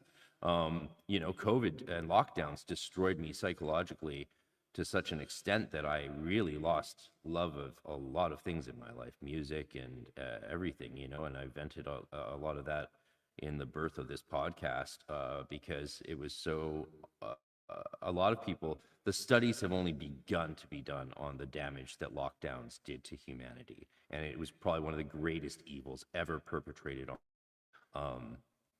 Absolutely. It was diabolical, and it flat out killed a lot of my friends. They were fired from their jobs, evicted from their homes, even though legally that was not supposed to happen. And then they died on the streets, and I didn't find out till afterwards. And so, yeah, and people on my podcast who comment like, he won't let COVID go, he won't let, yeah, fuck off. I'm going to be on this till I die, because it was so evil what was done to humanity with that lockdown. It was unnecessary and it was diabolical. So that said, breathe. Remember to breathe. Remember to relax. The great thing about being an adept in the Golden Dawn tradition is that we have all these tools, so we can let loose like this, and then we can go do our ritual work, or do a really strong SBRP if necessary, and be good. Actually, you don't even need an SBRP. Just do a Kabbalistic cross properly, and I mean something different than you think when I say properly, and that's all you need. Just like you could do meditation 1 and achieve ultimate transcendence. You can do meditation 1 and have a more obliterating experience than on 5-MeO DMT. So go deep, don't go broad. That's another good piece of wisdom that needs to always be repeated. But yeah, I don't know how to help someone with inertia, man. I just don't. No initiation seems to help. No amount of encouragement seems to help. But also, here's maybe the question we should be asking: is why do you feel that you need to do something that you don't want to do? Right. Like, right. the path, not every path is for everyone. There's so many, I look at the work of people like Dr. David Litwa and his output on heresiology, because I'm a big fan of his Gnosis Academy. Shout out, join his Gnosis Academy. You'll see me in it once a month. Oh, nice. On his Zoom. He's there. He's great, and he's wonderful. His work on heresiology is fucking amazing. It's exactly what I was doing with Nicholas Goodrick Clark in my PhD through Exeter. Well, I joined when he was at Lampeter, then he switched to Exeter, so it was very complicated as an international student. But I won't go through all that again. And I was looking at, of course, the heresies that were brought into mainstream Anglicanism through Evelyn Underhill, because she brought the Hermetic heresy into a mainstream Anglicanism. She brought Meditation 1 and Golden Dawn meditations and practices into Anglicanism through her Practical Mysticism book and through her general life and work. I mean, I have all of her prayer books that she used for spiritual direction and retreats and workshops, and they're amazing. She did turn back away from the GD. She wrote a really cool novel that I'm actually just reading now about her time in the Golden Dawn that you can get. It's online for free, called awesome. Column of Dust. Column of Dust. Most people don't know about it. I've never referenced it before because I want to be the first in our community to read it. Now I won't be. So anyway, then thank you very much for the contribution. You're funny. Much appreciated. Yeah, there's a lot of books, but then I realized I don't have time to do it all. So I look at Dr. Litwa's output on heresiology, and to boot, he retranslated all the Hermetic stuff completely and edited it the same way that Christian, what's his name, is the methodology is coming out on his methodology of glossing and removing all the astrological magic that was inserted artificially into the Hermetica by a know what he was doing. Huh. And so getting back to the core of that tradition, I would have loved to do that in my life, but it didn't get that chance to do that. And I wouldn't have the musical ability and play 15 instruments and have done 23 albums and worldwide tours and open for the Mothers of Invention and you name it, you name it. It was a great thing that I did in changing my path in life, even though it meant cutting out other options. You have to make decisions. So Right. the golden knot might not be for you. It might not be Right. for you. Ritual magic might not be for you. There's spirituality, they're all good. There's lots of good stuff. Well, they're not all equal and they're not all good, but you know what I mean. And so if you're having a hard time doing the thing, maybe it's not for you. But again, the argument against that to me, should anyone not exercise? Well, no, everyone should exercise, Right. of course. So I mean, and that's the whole it does come thing. back to will, yeah. The thing that's stopping you is the thing that you have to work on. You know, it's the same thing with exercise. It's like, yeah, okay, so the goal in your head is to like get fit. But what's really stopping you is all the things that are getting in the way of you not getting fit. And inside of that is the why. Not only why aren't you able to do this? Because that's important that you pinpoint that. What habits, whether that be habits of behavior or habits of thought, which are related, what habits are weighing you down? But then on the other hand, why do you want to do this in the first place? What is the motivation? You have to, that's what I tell people. And it's the most inane thing to constantly ask. You get a room full of people that have been in the Golden Dawn for 3-4 years. And you say, why are you here? You know, and they're like, why? Because I got to take the philosopher's test to get to portal. And then, you know, so this way I can, yeah, but why? Why? What's the, you know, are you bored? You know, it's okay. There's nothing wrong with that, but let's figure this the fuck out. Why are you here? If you can't answer that question, like, why do you think that you're going to what makes you think that you're going to figure out the secrets of the universe? You know, that you're going to be able to control magical forces, which is some of the most unwieldy and wild things that a human being can possibly engage with. You know, if you can't answer the most basic question, and it doesn't matter what other bullshit you stuff into your head, you know, you have to figure out why you're doing this. And is it, and to your point, is it the right path for you? Yeah, and a lot of people I think find misunderstand like even like the titles in the word. Like, you know, it's been said before by other people, and it bears repeating, that there's no masters in magic and there never will be. There's no masters in spirituality, and there never will be. We call ourselves adepts not as a lofty title, but as a humble title to indicate that there's no masters. Never call us masters. Don't, and run from anyone who asks to be called a master. In my opinion, like, yeah, that's nonsense. There's only one master. There's a reason in our religious traditions that the term master always, if you just read in spiritual writing, the term master, the master says, they're always talking about Jesus in Western spiritual literature and Western literature in general. Just like when they say the philosopher, you know who the philosopher is, right, Ike? Yeah, absolutely. It's Aristotle. Oh, I was going to say Plato, but that's because of No. what Jamie Lamb would call my Plato chauvinism. Yeah, yeah. I was wondering if that one, I thought I would trip you up on that one, because yeah, I thought it was Plato. Sorry, I didn't mean it maliciously. I was just having fun. No, absolutely. I look, and that's, you know, the thing is, I'm very proud of my knowledge and my firm foundation in Platonic philosophy. But I can point to of your depth of knowledge. My bias is that I don't like Aristotle, and so I avoid him like the plague. And it's ultimately, I'm getting to the point where it's like, if I really want to continue and understand everything that happened after Plato, I have to dive into Aristotle. It's unavoidable. He had a greater and more immediate effect on the medieval period. truly, you know, but east and west. So Yeah, my after high school, my supervisor and mentor, Dr. Eitel Tim, recommended that I maybe give Plato and the Neoplatonists a break and check out Aristotle. And then in seminary, it was a lot. Dr. Sally McFaig, who was the leading ecological theologian, God rest her, she passed just before COVID, um, and wonderful woman with a mind like a juggernaut. You know, sometimes you meet people and you're person might be smarter, and sometimes you meet people and you're like, oh, I can't. You can go places that I struggle to understand yeah. in just terms of nuance of categorical logic. And you know, I was young too, so maybe that was because I was also very young at the time, like 21 when I started my graduate degree. And Aristotle's important. Yeah. Epictetus, all these guys are very important, but you need to study them in their context. You need to Right. understand who they're writing to, who they were learning from, what the hermeneutics of it are, which is, Mhm. you know, time, place, locality, and the fusion of horizons, is what Hans-Georg Gadamer, the great hermeneut, called it in his masterwork Wahrheit und Methode, the Truth and Method. Everyone should read Truth and Method by Hans-Georg Gadamer. It's very easy to read. It's written very clearly. The translation from the German's excellent. And he was one of the proteges of Heidegger, basically, like so many others were, intellectually, not in the fascistic sense. Yeah, not at all. A lot of those guys were, yeah. Anyway, so Aristotle is important.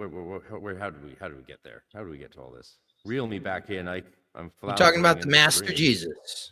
The masters, you know. So yeah, adeptus means that we've just wait. It just means that we can. All it means is we can swim. All it I mean, means yeah, is that you're an adept. What do you? we can go deeper. We don't need our tippy toes on the floor of the pool anymore, and Yeah, we can sort of paddle about a little bit.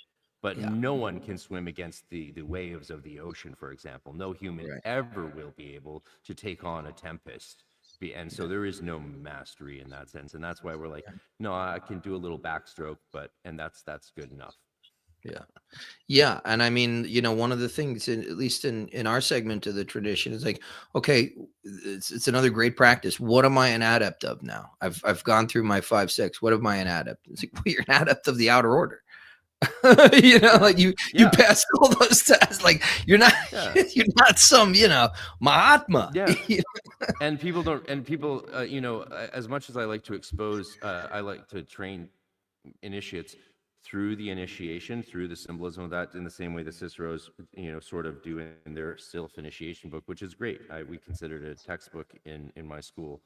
And along with the Rigardi book, along with Pat Zaleski's Golden Dawn Rituals and Commentary, which is, in my opinion, the most important of the three books. Honestly, no shade on the fabulous work the Cicero's did, and I hope they do a second edition. It needs a second edition because they themselves have said we wish we had done certain things differently, and I wish Llewellyn would let people do second editions, which they just don't do it. They should. Aaron Leach's Essential Enochian Grimoire needs a second edition in hardcover with Mm, major corrections that he noticed and he's spoken about, and it's yeah. unfortunate, but it should be a cause to get a new edition and make Llewellyn a bunch of money, buy Aaron Leach another acre. And but they won't. So maybe if we keep bitching about it, they will, and they'll realize there's a tremendous need, yeah, for that.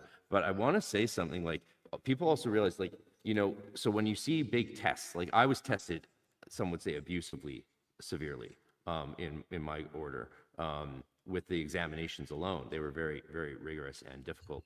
But if you look at the original, what you actually need to know, so like the tests like I give people, you can see it on my webpage if you go to Golden Dawn Self-Initiation. You'll see the test. You can actually preview it. It's epic. It's huge. And I wrote it out from memory. I still have all of this stuff in my head. It's because you need to know that as an adept. But to actually get through the grade, have you seen, Ike, how what the original examination consisted of? Have you ever looked at that yet? No. Yeah, check this out. People will value this, and this will be an ad for people to buy this book when it comes out in softcover very soon. And you can support Caribbean Press, get the complete initiation rituals. It'll be out in paperback very soon, I'm very sure. But the original thing, which is what you really, I mean, this is why Crowley was so depressed about I mean, he had a point. You know, he went through all these vows, invoking a potential, you know, And then he was like, and then I was entrusted with the mysterious and secret Hebrew alphabet. Oh, what a secret.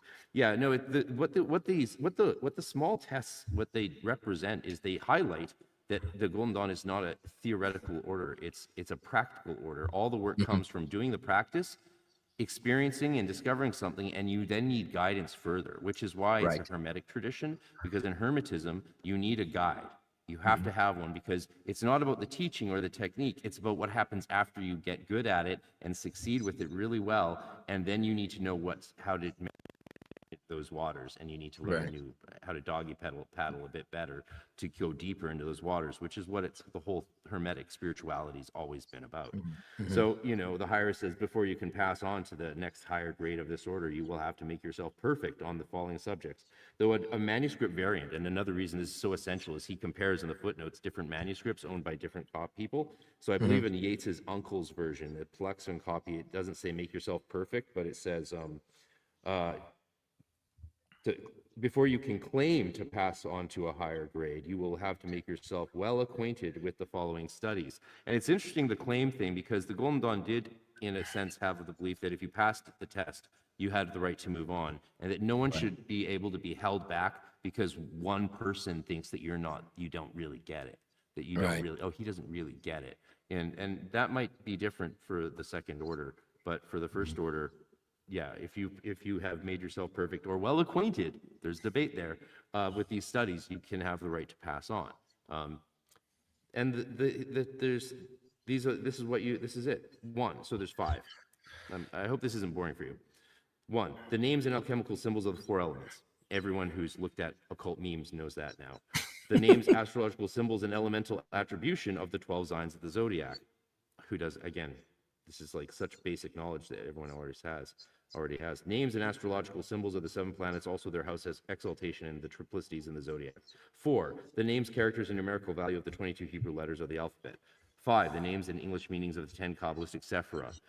And in the Zealotor, that's it. And in the Zealotor test, you have to know where the Sephira are.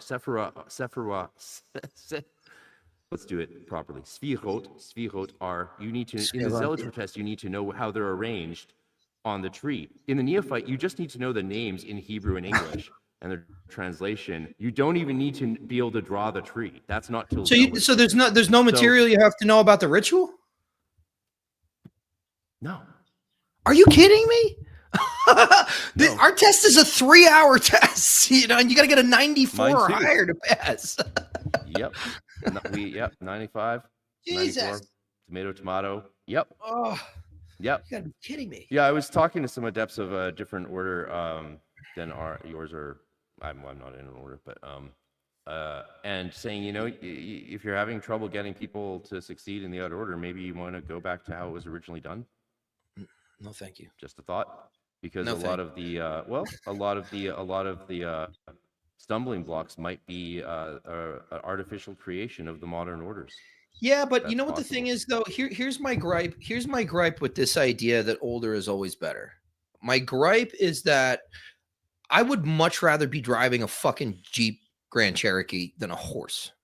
Like, things, I think, evolve over time in a logical way. This is my problem with like historiography and that kind of thing, is it abstracts the person from the tradition a lot of the times, and it says like, well, the older people, and I think it's good. It's great work to resuscitate and refine and rediscover and represent this stuff, because we got to know where we came from.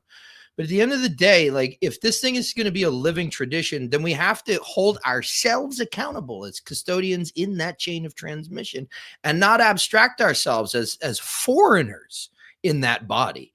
We are authentic beings. So I mean, I know that that's not necessarily what you were implying, but I felt like there was a good opportunity for me to kind of say something that was kind of poking its head out, and needed to be let out a little bit. So, so here's the response from hearing the original Neophyte test. Oh no, that was me asking Claire. This is the response. Yes, WTF is that? What the fuck was that? Did I just present you with a questionnaire that you could answer with 3 memes? Yes, I did. Again, it highlights that what matters is, say, the development of your practice of meditation 1 and the LRP.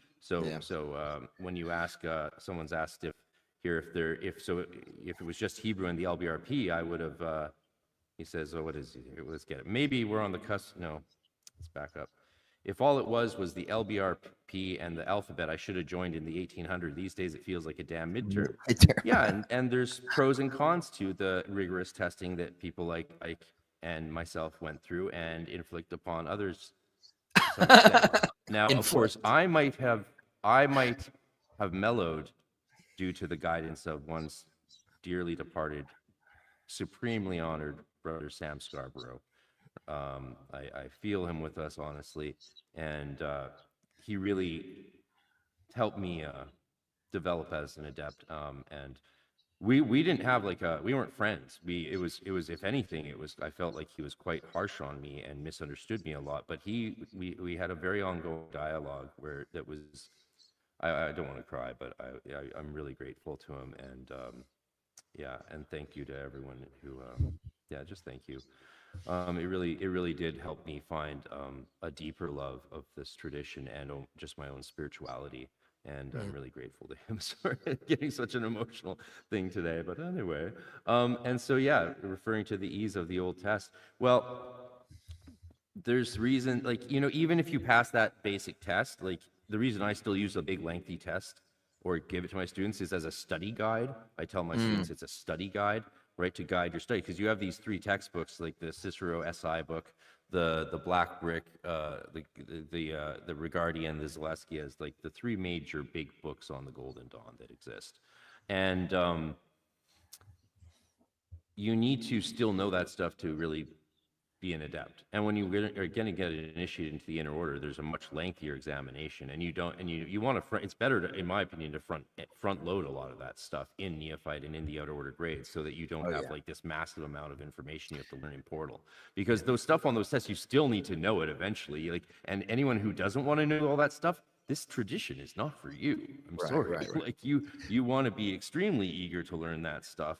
And the simple basic test that the original order used is because it was meant for people who were aristocrats, but also people who weren't. There's letters. Right. You can see the letters where some guy joined. He can't really afford it, but his wife wants to join. And so, okay, you can let them both in on a lower fee.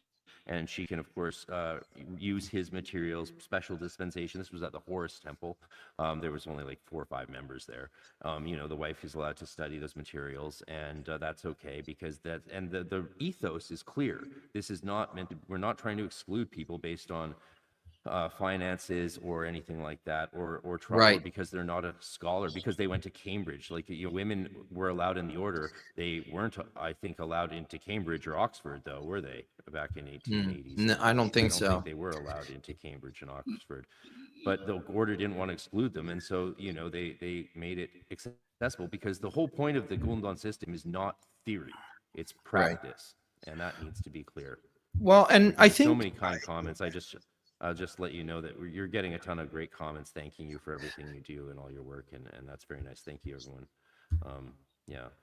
Thanks for everybody for being here, and thank you for having me on, brother. But the one thing that for me is surprising is that they don't have you testing on the ritual, because that should be ingrained in you. And I'm very much, and I joined Masonry way after I joined the Golden Dawn, and even I see how important the catechism is, where to do proficiency, you have to essentially memorize 15 minutes of this back and forth question and answer dialogue that pertains exclusively to the ritual that you went through. Otherwise, there's, you can participate in it, you can watch, but I don't think there's any better way to internalize and assimilate the ritual than to sit there and study it. And I would just feel like I was getting gypped. Having gone through now where I had to memorize, I had to know the bulk of this ritual and be able to write it out, not multiple choice, essay format, know every ritual. It's to me, that is the Golden Dawn. Now, I came in we didn't have this, fucking occult meme culture and meme accounts for specifically for esotericism. So I did have to learn the zodiac and the planets and the alchemical stuff through the Golden Dawn system. I did have to become fully, I'd read about it and all that stuff, but I hadn't committed a lot of that stuff to memory. It's just I didn't have a reason to until then. And so for somebody like me, it gave me a reason to focus. Sit, focus, pay attention, study this because you got to be tested on it. What other venue is going to do that for you? Where you got to learn symbols of alchemy, astrology, the Hebrew alphabet. And for me, I didn't go to college I had no interest in any of this stuff. So all that stuff was like, if I didn't get the full shebang, at least at the very least, if I didn't have to talk about the ritual, I would feel like, what the fuck? I feel like I'm, are you gypping me? Or it's like, and now, especially Totally. as the imperator, I would have felt the same way. right? And as the imperator, it's like, I have a little bit more of that guard the West Gate mentality, where I'm much more a quality over quantity person. I don't really care about a head count. Maybe that's not great as an administrator, but it is, I will say, my natural disposition. I care about the quality of people I'm working with. Yeah, the current of Imperator is it's a doozy. It's Oh a yeah. doozy. Oh I yeah. much preferred Cancellarius or Prime Administrator, which was my natural vibe and what I did as I was sub Prime Administrator for the entire order when I was 22. That's And great. that material that's all leaked online. I rewrote that material. They charged me with I was tasked as sub Prime Administrator of rewriting all of our grade books that are now leaked and everyone can see them. But the rewrites are not released. They're still probably sitting on Zinc's computer. Because after Wow. we broke away from the U.S. order, they're like, well, my rewrite was contaminated because I was a fallen adept. It's like, yeah. Fallen. Yeah. So anyway, unfortunately, that meant that no one got to take advantage of an entire set of grade material rewritten by me based on original manuscripts and a deeper knowledge and better grammar than they were originally just rushed out because the order grew so quickly in the late 80s and early 90s. So, with the usage of the internet, with them getting online and saying, hey, we're going to bring this to the world and not just to the few lucky bums who get to who live near Chris Monastre or Israel Regardi or in New Zealand or anywhere else, so, and that was a beautiful thing that they did that in my opinion, because it brought it, like Chick Cicero always says, right? What does he say? Everyone has the, how does he say it? Everyone has the right or opportunity. What he told me was, you got to give everybody a chance to come to the light. Yeah. So, there's lots of ways to that light, and this is not for everybody.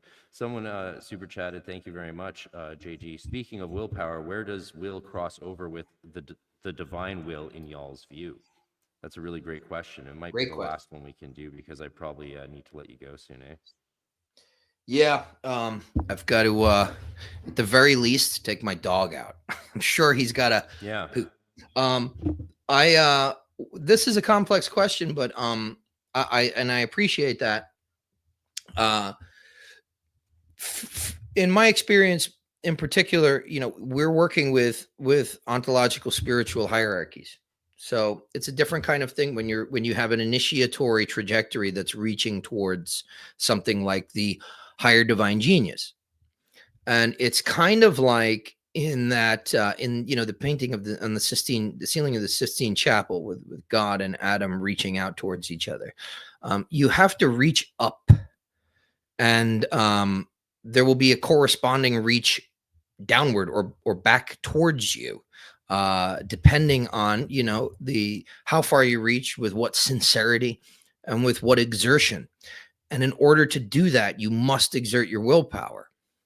Now, this is the problem with a Western kind of pollution of Eastern systems of spirituality. I find that a lot of people think, I I find that a lot of people think that to give yourself over to the divine and suffer this ego death, you obliterate the persona. And it's like, okay, but then what happens to you? You might as well be a fucking vegetable. You might as well have gotten into a horrific accident. You have to, the persona is here for a reason. It's the downwardmost projection of our ontological hierarchy. It's the outward facing thing, the thing that is continually fooled. But once you have exerted enough willpower to work your way upward and have that communion with the higher divine genius, your persona then has to go to work for it. Now, that doesn't mean that you abandon it and it's completely obliterated. I would say that the stronger things, like, for instance, Frater, you're talking about how the Jupiterian current of the premonstrator is much more your natural suit. I had to discover that the martial thing is actually, I always thought, because I had an imbalance. I was more of a coward. I would bottle things up until they'd explode, and I had a very, very detrimental kind of, martial energy. The thing is, once that becomes handled and perfected and balanced, it actually, like the thorn in your side becomes the tip of your spear. It becomes your strong point when you learn how to fucking use it with intelligence, but also with divine guidance. I wanted to be, the friendly, nice guy, but my higher genius had other plans. And because it's using something that I couldn't see from my vantage point is actually a strong suit. I was much more in line with this postmodern kind of, no, don't make any waves, don't make anybody uncomfortable, this kind of thing. And in reality, there were certain challenges put into my life that made me able to use confrontational energy in an ultimately productive way much later in life. But that for me is where it has dovetailed. And you will find, I think, the more in tune you become with your higher divine genius, you will find that it will consistently, or at least fairly oftenly, subvert your expectations of what it means as a blanket statement to become a more spiritual person, because it's using your existence, your incarnation, for its purpose, and you have to submit to that. And even if you don't like it, otherwise you shouldn't have gotten in touch with it. You knocked on this fucking door. Don't be upset with who answered. Okay, so that's much more the my take on it is that you must exert your exert your willpower to control these sort of sublunary forces. But at a certain point, your goal is to unite with something that is above the sublunary sphere. It's something that is solar in nature, and that is who you take your marching orders from after that, right? Because the whole point of something like divine intermediaries, like even the Christ, the whole point is because the absolute God is completely impersonal. The absolute, right? We talked about apophaticism. It's completely unattainable, ineffable, unthinkable. And these spiritual intermediaries along our ontological hierarchy, or our divine, architecture, so to speak, these things make the impersonal God personal, and that's really our interface point with them in that quote unquote middle chamber, Tifereth. And so that's kind of where it is. I use my will to climb the mountain, and then once I've united with my guide there, they lead the way down.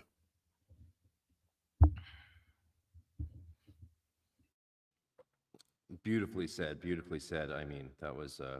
I'm not sure what Jorge is LOLing about, but I'd love to know. It would be a fun, actually, maybe to do a three-way with him sometime, you and I, to hear about where he's coming from in the, he learned from Chris Monastre, and she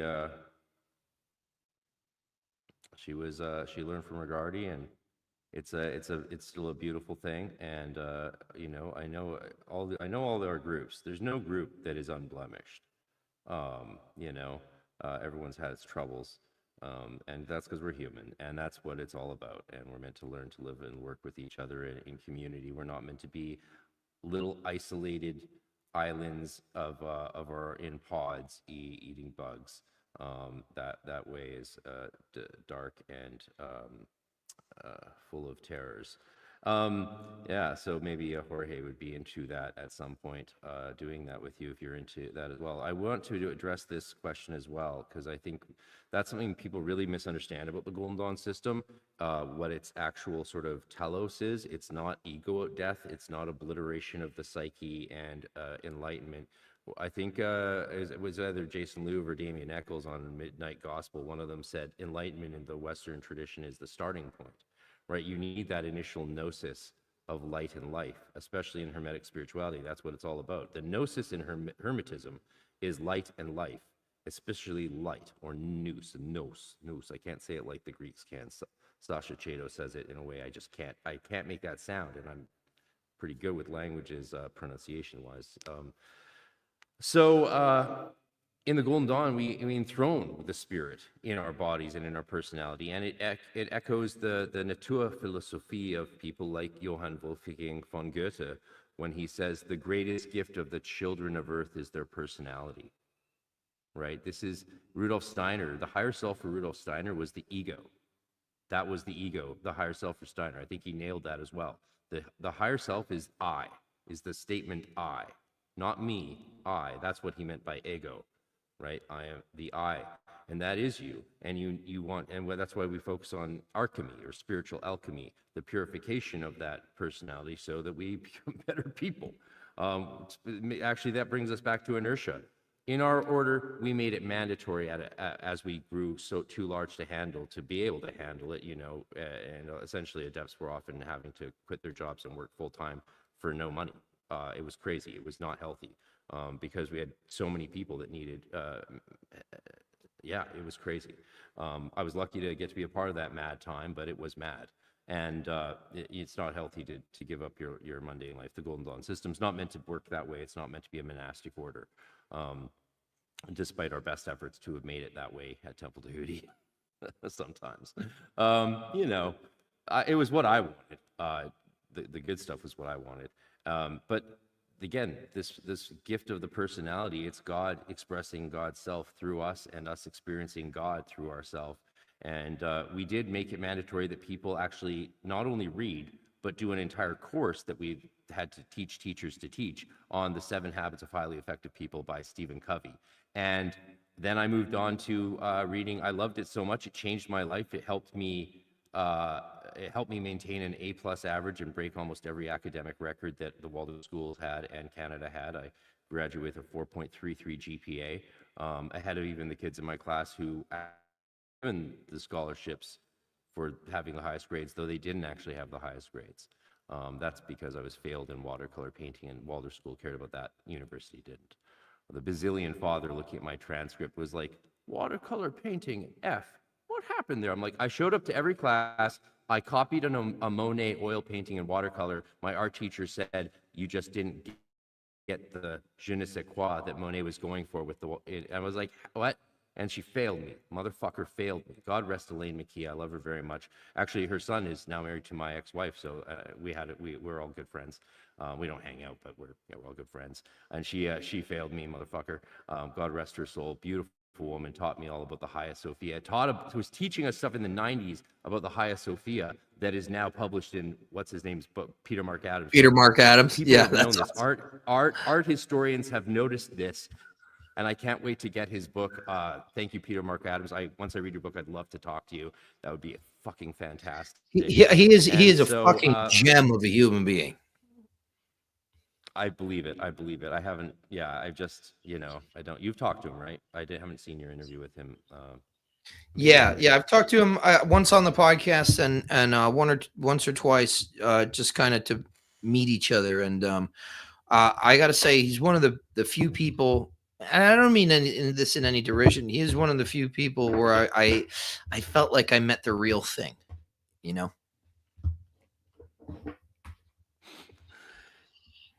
I look forward to talking to him. Absolutely. And I will say I did go on to read Principle-Centered Leadership, the next Covey book, and I really recommend that to people, especially if you're in a position of power and leadership in any community or just in life. It's really helpful.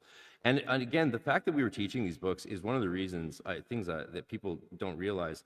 Like the myth about our order is that, you know, Zink was some autocrat who had his thumb on everyone. No, he didn't want to be in charge of it. He stepped down all the time. He tried to quit all the time. He moved far away from everyone else. Maybe he was exiled, but I don't believe that because I was there at his house, driving down to Seattle every weekend to do work on the material and learn from him and his wife about lots of stuff that they knew. They are, you know, good magicians. He's a douche, but yeah. But it probably would have been better if he had tried to turn it into some sort of cult or something, because, he didn't really commit to any course of action. He was too much of a Pisces, too much listening to the astral plane all the time, barely keeping his mundane life in order. But he had made us study these books because he didn't want to be able to push people around. He actually didn't want to be able to order people around. He didn't want yes men, right? The reason he elevated me up to being one of the three, well, basically I was the fourth of the three leaders of the order because I was the head of Canada by, again, military promotion. It wasn't something I wanted, but, you know, they were grooming me he was grooming me to take over one day, which I thought was the stupidest thing I ever heard. It's not what I wanted. I wanted to hang out with people who knew more than me, not less than me. And when they started mocking me because I thought Pico's first name was Giovanni and not Pico, I was like, yeah, I've had it with these people. They refuse to learn new things, and they're mocking me for more than them now, so I can't stay here. This is not healthy for me, spiritually or intellectually. Of course, and then shit really did hit the fan with my sister and that story. So, and then we had to go. We had to depart. And plus, then my protege forged my signature on the incorporation documents and on the bank account, sealing everything, which is a big crime. He's very proud of it, and the police fully support anyone in Canada who wants to forge signatures and take over bank accounts. That is fully endorsed by the Vancouver Police and the RCMP. They will fully have the back of anyone who forges documents, forges signatures, takes over bank accounts. And that was reconfirmed in 2019 when my bank was hacked. The person took credit for it. They refused to even talk to him. So yes, that is really a shame. Canada is in trouble. Fucking Canada. I'm very sad to say that because I love this country, but there's some advantages to the current state of our economy, which is helping our conference become much more affordable. So that's really good. You spend your American money now, get in on the early bird special. Haha, shameless promotion. You're gonna feel silly if you miss out. Blah blah blah. I'm just rambling. So let's wrap this up. Put a ribbon on it. There's some one last big super chat that I have to say thank you from Brad. This is an amazing. Thank you very much, brother. $20 really helps cover the cost of StreamYard, which is just exorbitantly expensive. Brad says, deeply appreciate both of your work and for taking your time to share your thoughts and wisdom in such down-to-earth, open, honest way here on YouTube. Excellent food for thought as always. God bless LVX. Thank you very much, brother. It means the world to us to make this possible, just to cover expenses, really. And that's people are echoing his sentiments. So thank you very much for all that. Stephen Holler and Jorge, bring me in, coach. Bring you in. Oh, yeah. You want to say hi, Jorge? Here, you want to say hi to Jorge for 1 minute before you go? Yeah, I don't mind. All right. Jorge, I posted the link. You can just click it and join us right now on screen. How do you like them apples? That's what this software can do. It is a powerful, powerful tool that I would love to keep using, but it is fucking expensive. It is very expensive, especially adding up with all the other services and websites. Like I spend like $700 a month just on website costs, payment processing, editing software, sound software, streaming software. It's crazy expensive. It all adds up. But that's what we do to bring you the best content, the best stuff. So yeah, you're gonna join us, Jorge. It's fine if you're not free. You might have put some clothes on. Put your goddamn pants on. Put your big boy pants on. Come on, come on the show. He might be busy with his kids or something like that. You know, we're just sort of putting him on. We're just putting, but he's not saying he can't do it. So I think he's gonna pop in here. Lucky bastard. That's a funny comment. Yeah, I think I interacted with him recently on a Facebook post. Actually, I think I remember him from that. He seemed like a nice guy. He's my favorite Gnostic Mormon. Oh, okay. Maybe he's got a thing or two to teach me for sure. Is he actually, Jorge? Are you actually coming, or are you busy? It doesn't matter either way. It's fun. It's fun that we have this tool and this option to do this, and we will make use of this tool much more in the future, for sure. So He says, yeah, "LOL." he hasn't responded. Yeah, well, tell us if you can't come because we're waiting. So tell us if you're not signing in. If you're not joining us, let us know. Yeah, that's okay. No pressure. No pressure. That's all right. No pressure. We put him on the spot. That's all right. All love. Yeah. How do we wrap this up? How do you? This has been such a treat, and obviously, I actually, when I'm performing involves exaggeration. So I wasn't quite as effed up last night as people might believe, and I, got up fine today, and You did it. You pulled a Dean Martin. was barely hungover. Oh, you do that as a performer. Oh, the amount of times. Oh God, you want to hear talk music tricks? So like, if you bought us shots at a show, Yeah. and we shot, like, you'd be like, how could you do all those shots? You must be like, yeah, it's apple juice. It looks like whiskey. It's apple juice, and then we get money. We get half the money from the money you spend on the shots. It's an old musician trick, oldest time. And often people would be like, man, how many cups of Guinness has he drunk in the last 2 hours? And the bartender's like, oh, that's black coffee with ice. It's iced coffee. It's black coffee in a Guinness cup. Yeah, because that way I can raise a toast and I sell more drinks, and that's what makes us money. Yeah, we got tons of tricks. That's the I've always wanted to write a little black book, like a gigger's black book that you can fit in the back of your pocket with tips on gigs, how to sell CDs, how to do merch, everything. I have so many tricks up my sleeve from almost 20 years of making a full-time living as a musician, and I made twice what I make now. As a musician, so I missed that, but it was exhausting and draining on my body, and I needed a more balanced and healthy lifestyle. Plus, once I had a home invasion and after being doxxed and they took all my instruments, wasn't really able to play. Yeah, they took my library too, 5,000 books. It was a cascade event of effects that led to that. That's why I don't take doxing and death threats very lightly. It is. I can't imagine that anyone that's remotely well-adjusted would take any of that lightly. So. Yeah, well, the government takes it lightly. The police take it lightly. The politicians in Canada take it lightly. In fact, they encourage that stuff. So, yeah, that's unfortunate. But hey, next time people come banging on my door, I will shoot first and ask questions later. There you go. My life in jail protecting myself. So fucking be it. I'm not going to let people do that to me ever again. So, fuck around and find out. Yeah. Yeah, don't feel bad that your comments are on the screen, brother. I'm putting your comments on the screen. It's funny. It makes the viewing experience much more entertaining. Yeah. Right? We're having a good time. We're just having a good time. We're just here chilling in the noosphere. Hanging out. Talking about being armed. Talking about guns and ammo. That's what Canadians are armed to the teeth. So are Americans. Very armed. Yeah, well, that's Michael Moore in Bowling for Columbine. People forget Bowling for Columbine. It's actually good.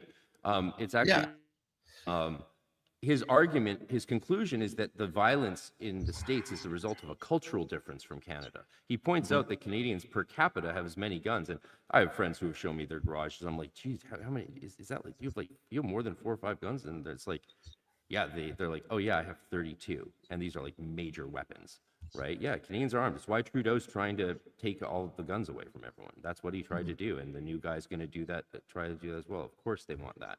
Of course, they want us unarmed and vulnerable to the criminals that they're paying $81,000 a year. If you're a criminal who illegally comes into Canada, our government gives you $81,000 a year to live off tax-free from our taxes. So that's over $200 a day. I've talked to a bunch of 18-year-old Ukrainian guys who live in the building, and yeah, they're each given $81,000 a year. Jesus. Yeah, it's like, and no wonder, and we have the biggest homeless crisis imaginable. It's brutal. Yeah, and there's no way up once you fall through that crack. Once you fall through the cracks, there's no mechanism for you to climb back up, and they do not want you to climb back up, and it's very scary. Canadians are very scared right now, and the rhetoric that Trump has been sharing has given the globalists the power to punish us more. It's helping the wrong team. It's because now they pull the products out of the stores. They pull American products out of the stores. That pisses off Canadians even more, right? And again, gives more power to the board member, Mark Carney. He's a board member of the WEF. He's a misanthrope. He hates human beings. He's a monster. Yeah, I can tell by the shit he said. And now he's our unelected prime minister. It's absolutely terrifying. And a lot of people, anyone paying attention is scared. Everyone else is tuned out on free cocaine. Well, the thing is, fear is failure. So therefore, be thou without fear. Hey, Jorge Quinones in the house, amigo. Am I supposed to throw gang signs west side? I don't know. Yeah. Nice to digitally meet you. Nice to digitally meet you too, Mr. Baker. Hey, just call me Ike, man. Okay, look, there's my daughter. You're streaming live on Facebook, YouTube, X, and Twitch. We're on Twitch. I'm on Twitch. Yeah. Find Hermetic Podcast on Twitch. I don't really understand Twitch, but it's free. Sorry, go ahead. I said LOL because yes, I used to attend Stephen Holler's lectures at PRS, Philosophical Research Society. I never met Manly P. Hall, but I lived down the street. I grew up close to him, even though I never met him. And then I used to attend Stephen Holler's lectures for years, and he was the one that introduced me to Chris Monestra. And the reason why is because I was interested in the Golden Dawn. And so, yes, I'm the lucky bastard. So are you still in LA? No, I'm in Utah now. I've been in Utah now for like 18 years. Oh wow. Yeah, but I grew up in Los Angeles, in like that area of Los Feliz. That's where Manly P. Hall, that's where Chris Monestra lived, and that's where Stephen Holler. Well, Stephen Holler lived more down south, but they all live within like the same like 10-block radius. It's fascinating. I love that. And Jorge is the guy who showed Justin Sledge around Salt Lake.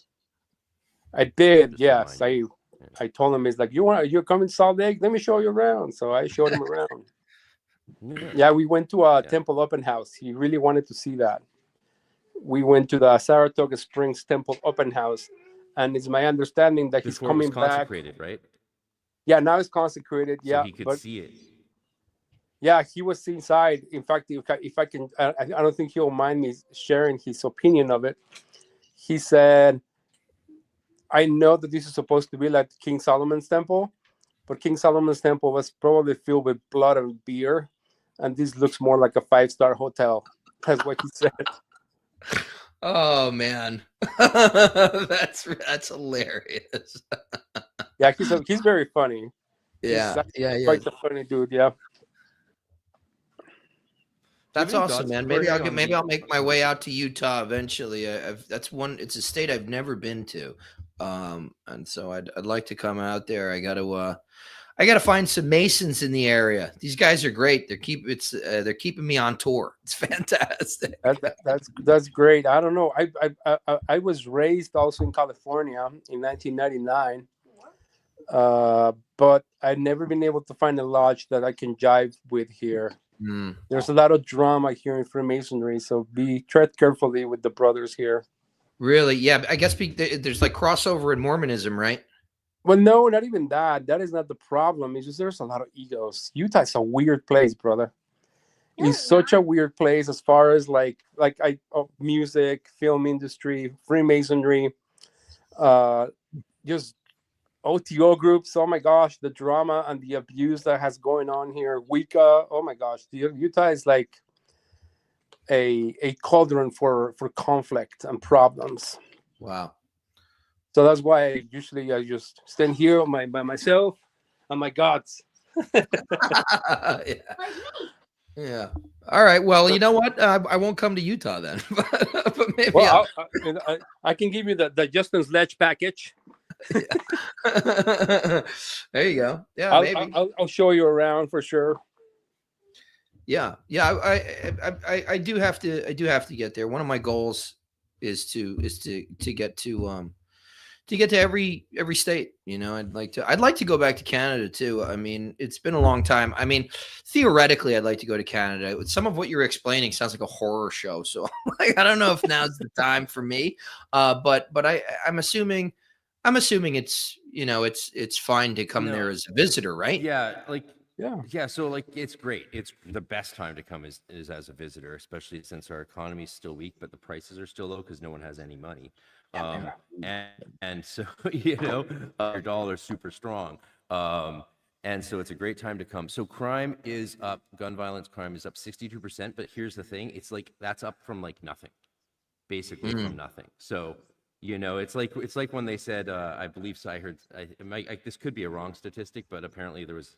Well, it's like, yeah, it's if something's up like 200%, but it's gone up like from 2 to 7 or something like that. That's not actually crazy. So like, it's still very safe place to live. That's why people want to come here. Vancouver especially is extremely safe. Oh my God, it's not. I mean, if anything, it's a little too safe. What's weird is why the police allow them to march down the streets chanting "Gas the Jews." Why do they do that? It doesn't make sense. Why you're not allowed to protest them from doing that when the imams on the pulpits on TV are calling for the death of all white men and that Canada is theirs and that they're calling on their people to go out and kill white men. Oh my God! The government does nothing.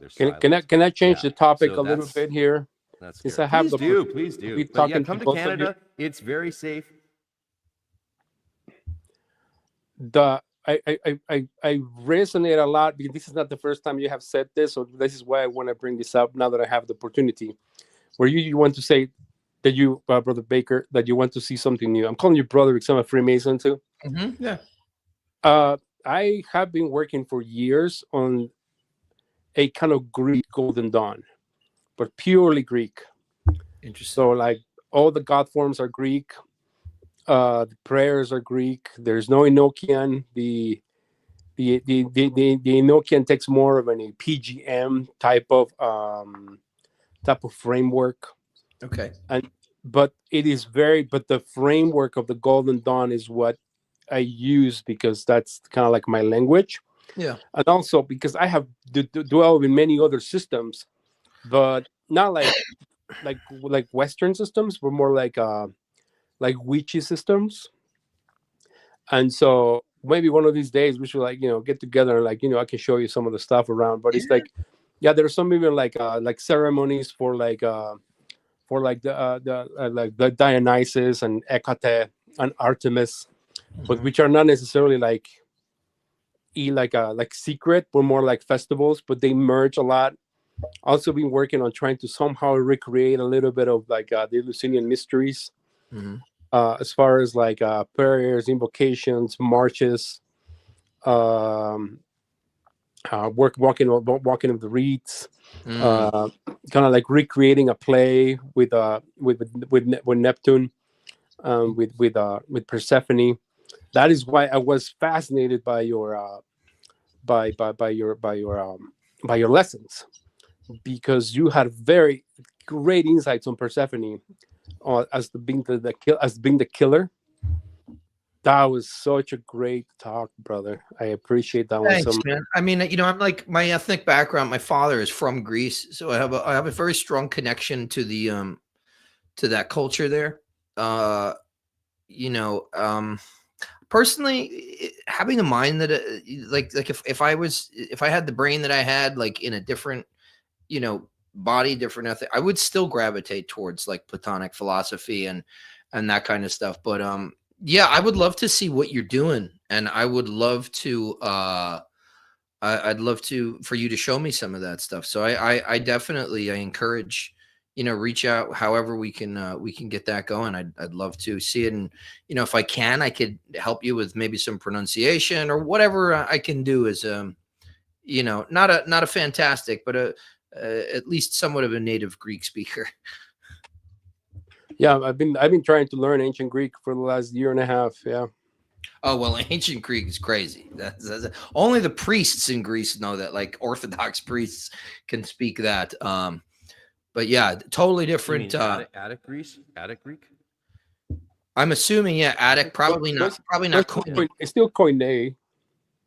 Well, yeah, Oh, well, okay. there's Koine, but there's also Attic. Attic, I think, at least according to Charles Stang, Charles told me that really, if you have Attic, you have everything. Mm-hmm. So you have access to pretty much the entire tradition base of the ancient literature. So I'm almost ready to start cracking those books open and like really nailing that, because I've got some translation projects. I'm talking about, down the line. Like, this is going to take me probably several years to complete, but I've got some translation projects that I want to work on. So yeah, Attic Greek is where I'm going to start, but I speak modern Greek, so that's very different. Yeah, Well, it's kind of the way I see it is like Dr. it's kind of like modern Greek Dr. is kind Chato of points out Spanish, modern Greek is the way to go. and then Sorry, like Jorge, go ancient ahead. Greek is kind of like Latin.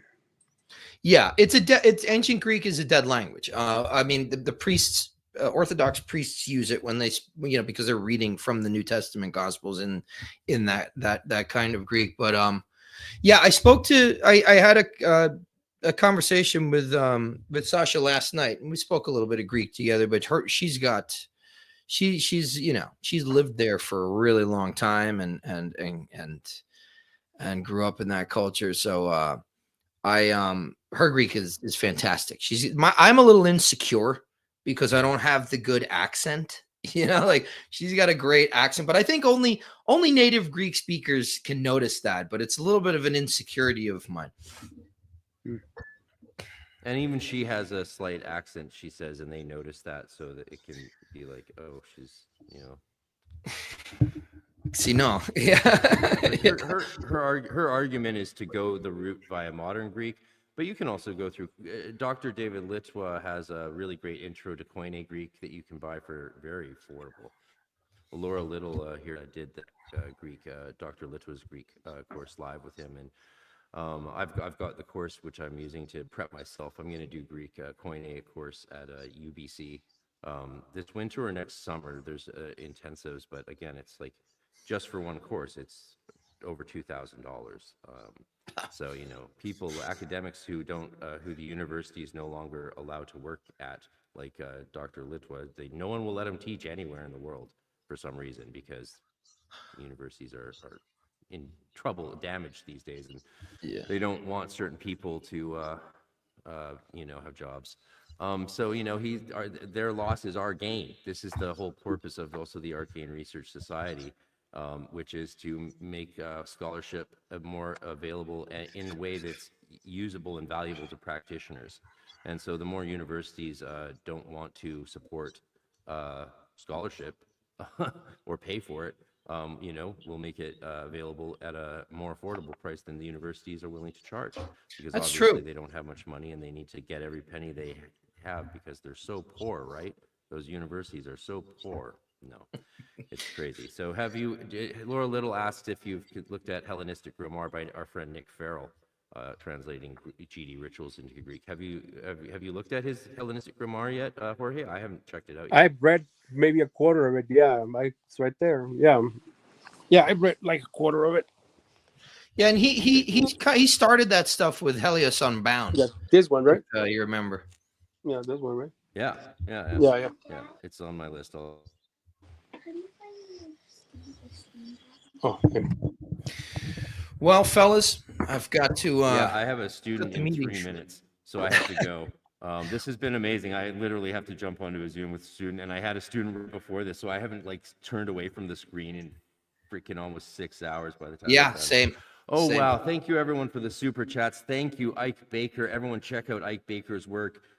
Follow him on socials. And Jorge, you're a legend. I love you, man. I can't wait till we get to one day hang out in person and no, thank you guys. You guys are awesome. What magicians do. Thank you, Laura, for the last question to close us out. And everybody, this has been absolutely one of my favorite live stream podcasts ever. I love this format. If people love this format, I need the software cover. Just if you cover StreamYard every month, I will keep doing this. I have a string of weekly guests lined up that is fucking amazing, including one of the greatest legends in all of a culture, who is interested in perhaps doing a monthly stream with me because, as they say, they are feeling their mortality. And so Please support this if you want it to keep going like this, and the future can be good.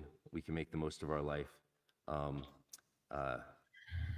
You know, in the words of the Golden Dawn, holy art thou, Lord of the universe. Holy art thou, whom nature hath not formed. Holy art thou, the vast and the mighty one, Lord of the light In and the the darkness. The darkness. Amen.